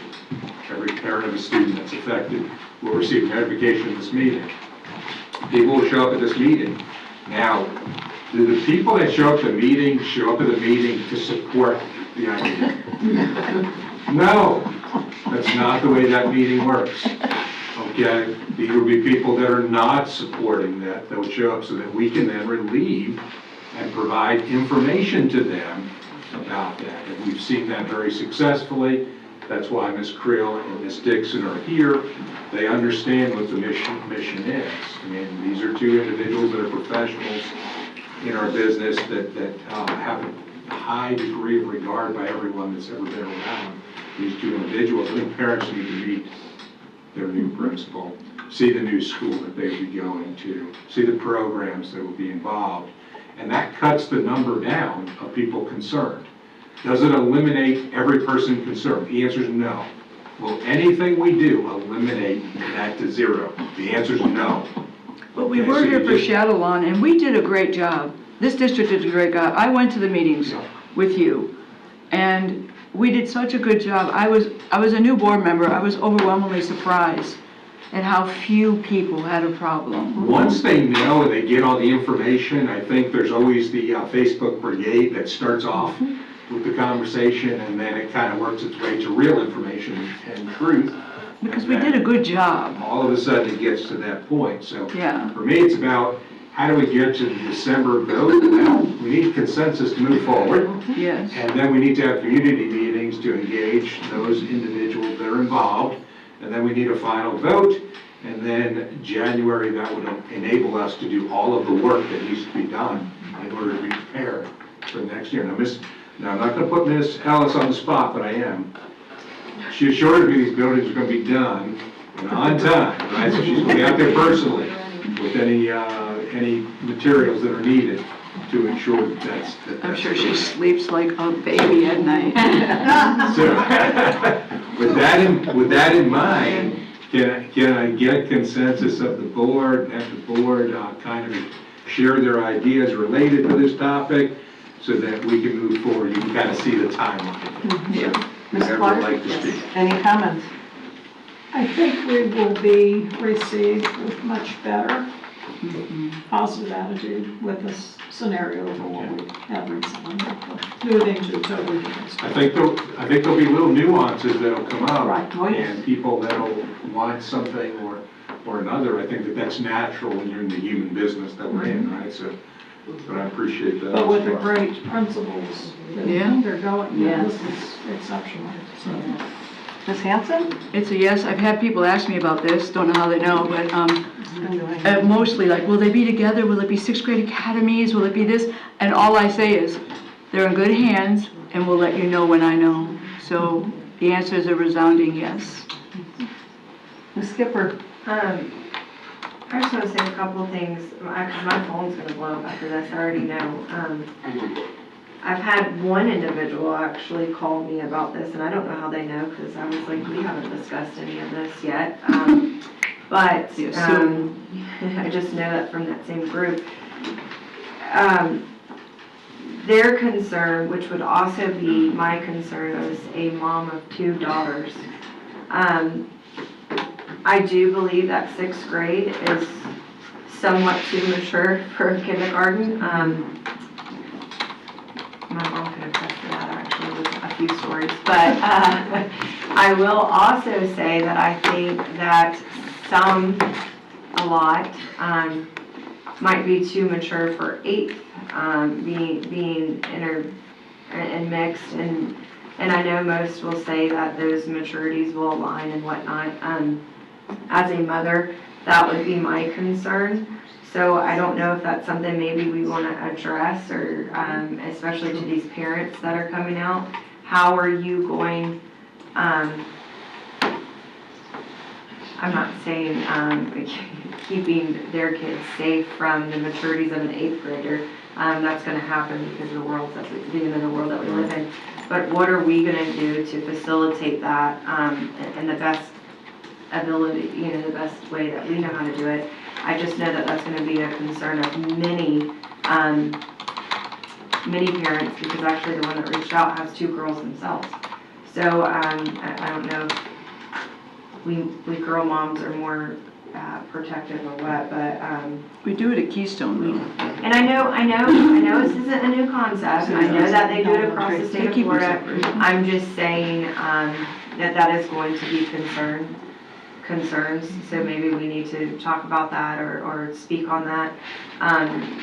It is the best option for now, I do believe, but I'm still looking at these numbers, We're still really high in Lake Asbury. We're still having a crowding issue. Shadowlawn goes down, but then all of that land near Shadowlawn So is gonna grow. it is, if you don't mind, Mr. Superintendent, Madam Chair, there's a reason we bought those 95 acres, because Lance Addison looked at the long range and said, we might need that someday. So I hear you. No, your concerns are well noted, and like I said, there's a reason we bought those 95 acres, and I do believe within the next 10 years, we probably will need them. However, we have some schools that we really need to address right now. Right. Yeah, So I just wanna make sure that we as a board, you know, my philosophy is being proactive instead of reactive. So I do appreciate Mr. Addison and looking at those 95 acres and us purchasing them, being that way. I just want to make sure that that's on our radar because I feel like it's gonna be sooner than 10 years. It could be, it very well could be, but we also always, in my department, we always have to look at the economic factors. Economies change quickly, and if the bottom drops out, and we ran into this, well, it's been almost 20 years now, right? 17 years ago with Shadowlawn, where they built the school, the bottom dropped out, the school couldn't be filled. So we really don't want to run into that and spend $60 million. So we have to be fiscally responsible, make sure the economy is correct. But that doesn't mean we don't plan for it. That does not mean we don't plan for it. Well, and also we need to maximize the facilities we have. So the junior highs right now, they can accommodate the extra students because of the size of the cafeteria is there. So it's cheaper to build a wing and wings at other schools and maximize and reduce portables rather than at this point in time building a whole new school and then having a whole new staff, administration, custodial, food service staff. All of that just, adds up. Right. So, I mean, like I said, I do believe that that is a better option now, but I do have two questions really quick. Did we not alleviate portables when we built the new school? A handful. We were supposed to get rid of some at Patterson. There's a handful there that we're trying to get rid of. But it wasn't like 20 or 40. Like and this will be 85, you said that will go with? And that's at all the elementaries and including the junior highs, the portables there, as well as if you remember, we are building classroom wings at Rideout and Lake Asbury Elementary. So those are forthcoming in 27, 28, or 26, 27, those will be opening. Okay. And that helps address some of the 240% that you're seeing right now. And that's why those classroom wings were put on the plan, because of that heavy growth. And I call it the triangle, the Russell Rose Sandridge Henley triangle. That heavy growth right there really overwhelms our schools. So that's why we put those other two wings coming in right out and Lake Asbury Elementary to continue to help that flow that's coming in. I guess I want to also ask, because you're talking about portable reduction, I don't know if sometimes we keep a portable, but I know when I was the 5th and 6th grade inclusion teacher out at McRae Elementary, there were reading teachers in closets, there were speech therapists in closets, I was in a closet, I did SIPs in a closet. Like, is it necessary always just to get rid of them or maybe make it better for other teachers? Do we reuse them if it's probable to maybe make a better classroom setting for ESE kids? I mean, is it always the goal just to get rid of it and keep a reading teacher in a closet? Or do we think about that? Sometimes we do. We shift programs with ESE. If we say, hey, we've got some space over here now, we coordinate with ESE and shift programs if we can, if we need to accommodate some of those. Well, it's a waste, I guess. I also want portables gone, like Miss Skipper, but I believe a portable is better for a speech room than a closet or a SIPS room, SIPS teaching kindergartners how to. What closet? Huh? They're in the main room, they're about, I could show you about that big, Or in a. They're literally like a little work closet. And I could take you to show you one, but when I worked in. In the past, we've had schools like a negative net 16 Yeah. classrooms, which means teachers have no classroom. Yeah. And they rotate in and out of, oh yeah. I did rotate one year as well with my cart. On a cart, yep. But, so I guess I was just thinking, it's not always the worst of two evils, like get rid of every portable, because I can tell you, when I was teaching SIPs to 12 kindergartners on carpets, firing, it's like herding fire ants onto carpets, right? That having a portable would have been better than a classroom. So I just want to make sure we're also, when you talked about utilizing space, our resources that we have, maybe it's not always just the best thing just to say, get rid of all those portables. Like, I hope we're thinking about making classrooms better for some students and speech therapists and occupational therapists that don't have a space. So in conclusion, we've got 4 positives. In reference to your comment, Ms. Skipper, Argyle Elementary is a perfect example. We started in that situation where we were using every available space for a classroom, an office, a meeting room, whatever.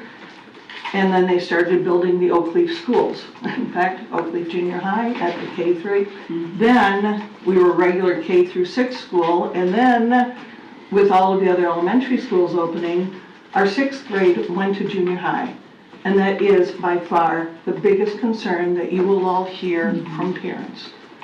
I don't want my 6th grader to go to junior high.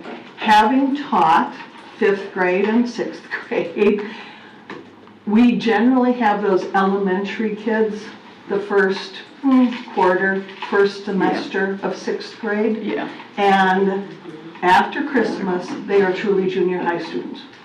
They are ready to be out, they're ready to go. Having visited both of these schools, having talked with Miss Dixon, spit it out, one of the things that absolutely just relieved a lot of pressure for me about kids going to junior high was the fact that it's a climate and culture thing, not just with the kids, but also with the teachers. And when she told me, I meet with my teachers and I tell them that they're going to be teaching in 7th grade, they're going to be teaching kids who are used to elementary school. We're going to make this transition slowly. It's not a bang, you're in junior high and you're going to be running into, and no, 7th and 8th graders do not necessarily share the same hallways or share the same buildings at the same time. It's a dance of getting the 6th graders in and working with them, of getting the 7th graders on their own, and getting the 8th graders ready to step into that high school curriculum. Because I think those 8th grade parents feel the same way. No, leave them in junior high for a little while because I don't want them to go to the big bad high school, you know what I mean? And it's truly, and we also lived with the experience, by the way, of having the 6th grade leave Oakleaf and come back to the elementary school. And that was as much of a culture shock for our school as it was to lose them initially. And I just, for any of the parents who are going to be hearing about this and perhaps tuning into this meeting, as to the whys and the wherefores, to the faculty members who are going to be concerned about, oh my God, am I still going to have a job? Each of those schools, each of these schools, I have full assurance that each of these schools will work with the faculty members, they'll work with the staff members. We did, in fact, have the opportunity to expand our resource time, and it stayed that way. Yes. After the 6th grade came back and after the 6th grade left. It wasn't a trade-off. It is something that can be realized. Each school is unique and different in this. However, they work so closely, and I can't thank the two of you enough, because you're going to be possibly taking something on that's going to be rough, but I know you're both just ready for it. I mean, it's going to be a learning experience for your faculty again, but they're already prepared. They bring in those 7th graders who are still young and inexperienced in junior high. I want to add on to Ms. Bola, your comment about their elementary students for a quarter. Yeah, right, totally. Because if you've had teenagers, I know Ms. Tito, 6th grade, during the process of their life, their physical changes and emotional changes during those years are identical, 6th through 8th grade. It's like, it's natural, right? There's a reason that 65 counties have moved their 6th graders up. And if we message it right and we help parents understand that, as a teacher, I tell every single person who asks me the gazillion benefits, including you're going to watch your own child grow into a junior high school student in 6th grade. And then you're going to really see the natural progression of that. And it's a really great thing that you said that they're elementary students for the first quarter. And from a curricular standpoint, 6th grade is totally different from elementary. Completely different. And it really, it's very beneficial for them to be in the elementary. So you've got 4 people from what I hear. Here's the process. Again. Please write this down. I want to put this on my refrigerator. Let's stick it on my refrigerator this case. Okay. Stick it up. So just process-wise, how this works, there'll be an agenda item for advertising. A vote will occur in December. There'll be the community meetings as we outlined there. We'll contact parents of those affected to come to the meeting. They'll be at the schools with the principals, so they'll get to see, like, this school won't, like, and the points are well taken, let's get about that. I mean, that was a lot of discussion, and all of those meetings were centered around that very fact, that we knew that to be the case. Ms. Bola's point about, hey, we've done this before 6 or 7 times, both ways, as a district, and so that's the plan moving forward.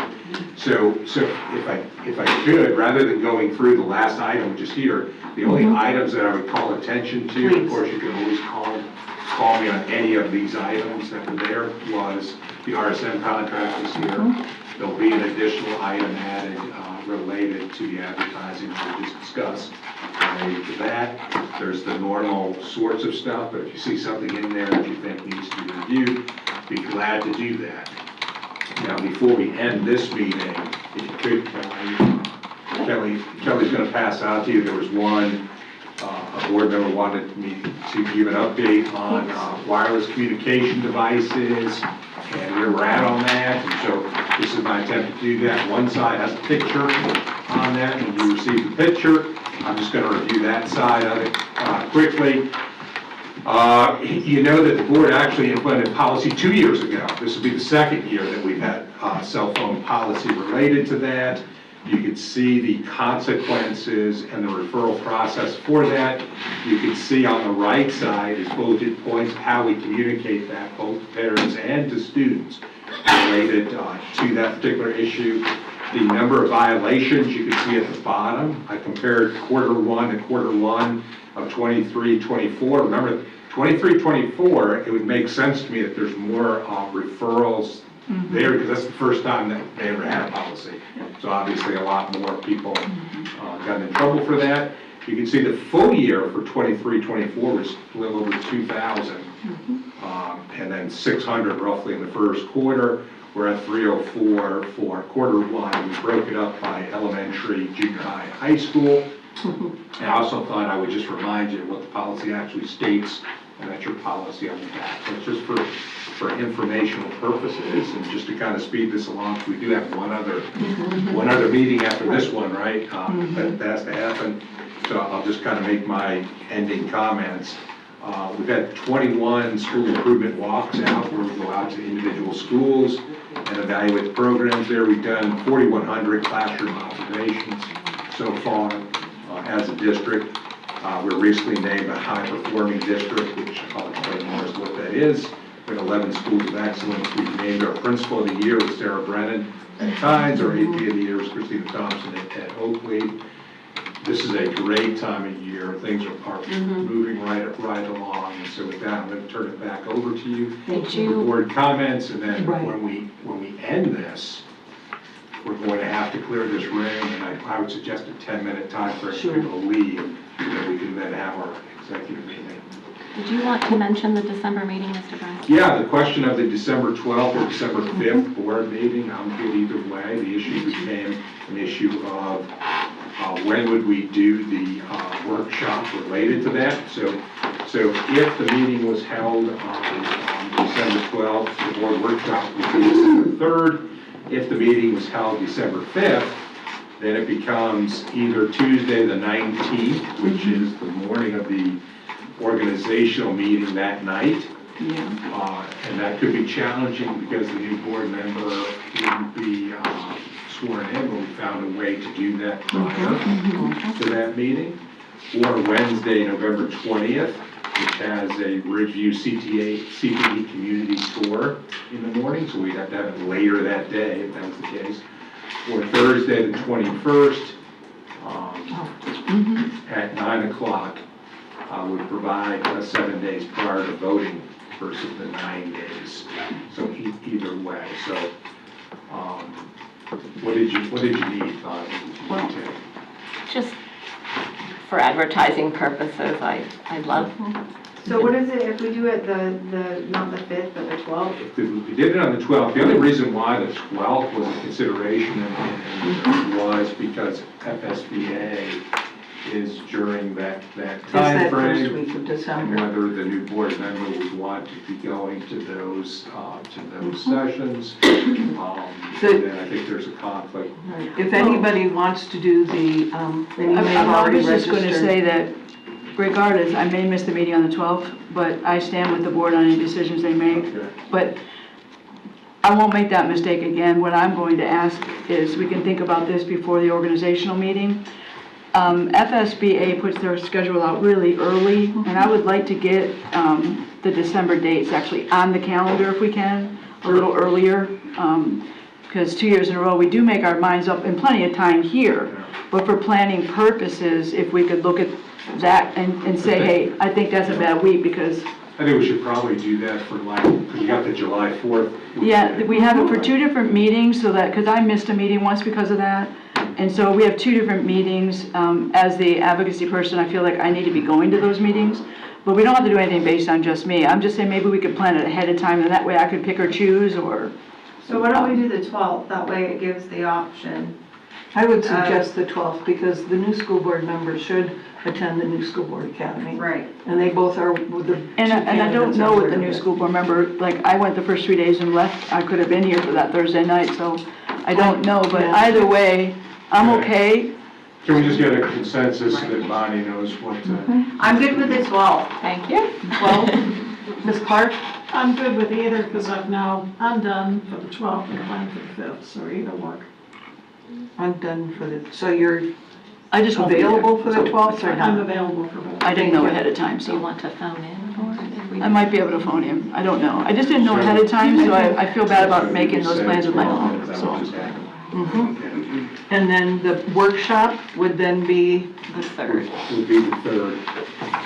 of December? Of Yeah. December. Number 12. And that gives, What time is the organizational meeting the same 6 time? o'clock on the 19th. What day was that? the 19th at 6 Okay, is so our organizational meeting. Right, go ahead. I'm done, so all Oh, you need is I was going to, comments, then we can yeah. close. Any comments from our legal eagles? No comments at this time. Thank you. Ms. Clark? December 3rd. Ms. Skipper, any comments? Mine will be in there. Okay. Ms. Hanson, any comments? Nothing, no. Okay, there's one comment that I would like to make. We are going to be, part of the consent agenda is the CESPA contract. And one of the concerns that I have is, and I've been hearing from a variety of people, we've made some great accommodations for our secretaries, our budget secretaries, the folks who are doing bookkeeping. We've done good concessions for our ESE secretaries in the past. One of the groups that I would encourage us to think about in the future are the principal secretaries, because they do a double job. They are both the bookkeeper and the principal secretary. And depending on and it's not so much the number of students in the school, but the number of programs in the school. So when you're talking, about a group that is Have to fix it. covering a lot of different responsibilities within one school and within one area, and they are one person, and yes, that person does step in for the record secretary frequently, or steps in for the front office secretary, or even steps in for the clinic if necessary, or the ESE secretary in working with families. Please consider that group in the future for budgeting purposes and compensation purposes. In the past, they are not a voting representative of CESPA. They've not been allowed to be because of their positions. In the future, it's my understanding that they will have that opportunity to be able to at least vote, if nothing else, or I shouldn't say voting member because they can vote on the contract, but to be able to be members of CESPA if they want to be. So, but there's nobody that in essence steps in for them. So please consider that in the future, or possibly even in looking at allocations.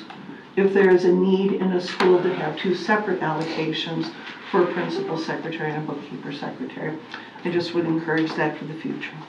Any other comments or questions? Yes, we have, I'm sorry, the December 3rd workshop will be a conflict because of the joint conference. So we're back to looking in November.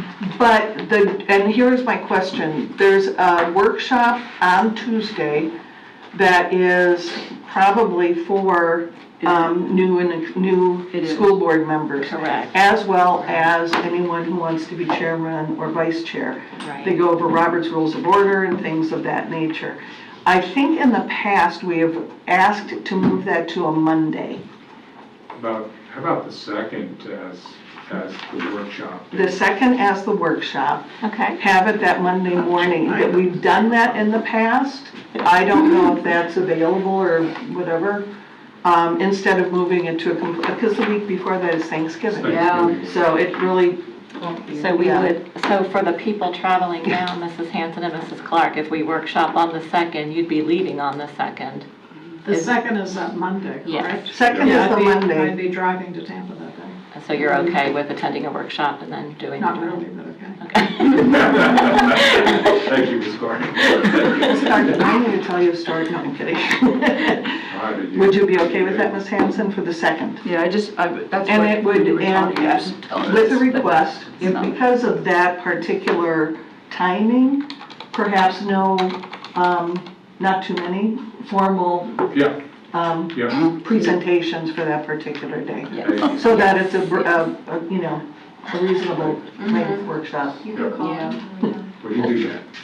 So the workshop would be on the 2nd, December 2nd at and the meeting will be December 12th. Okay.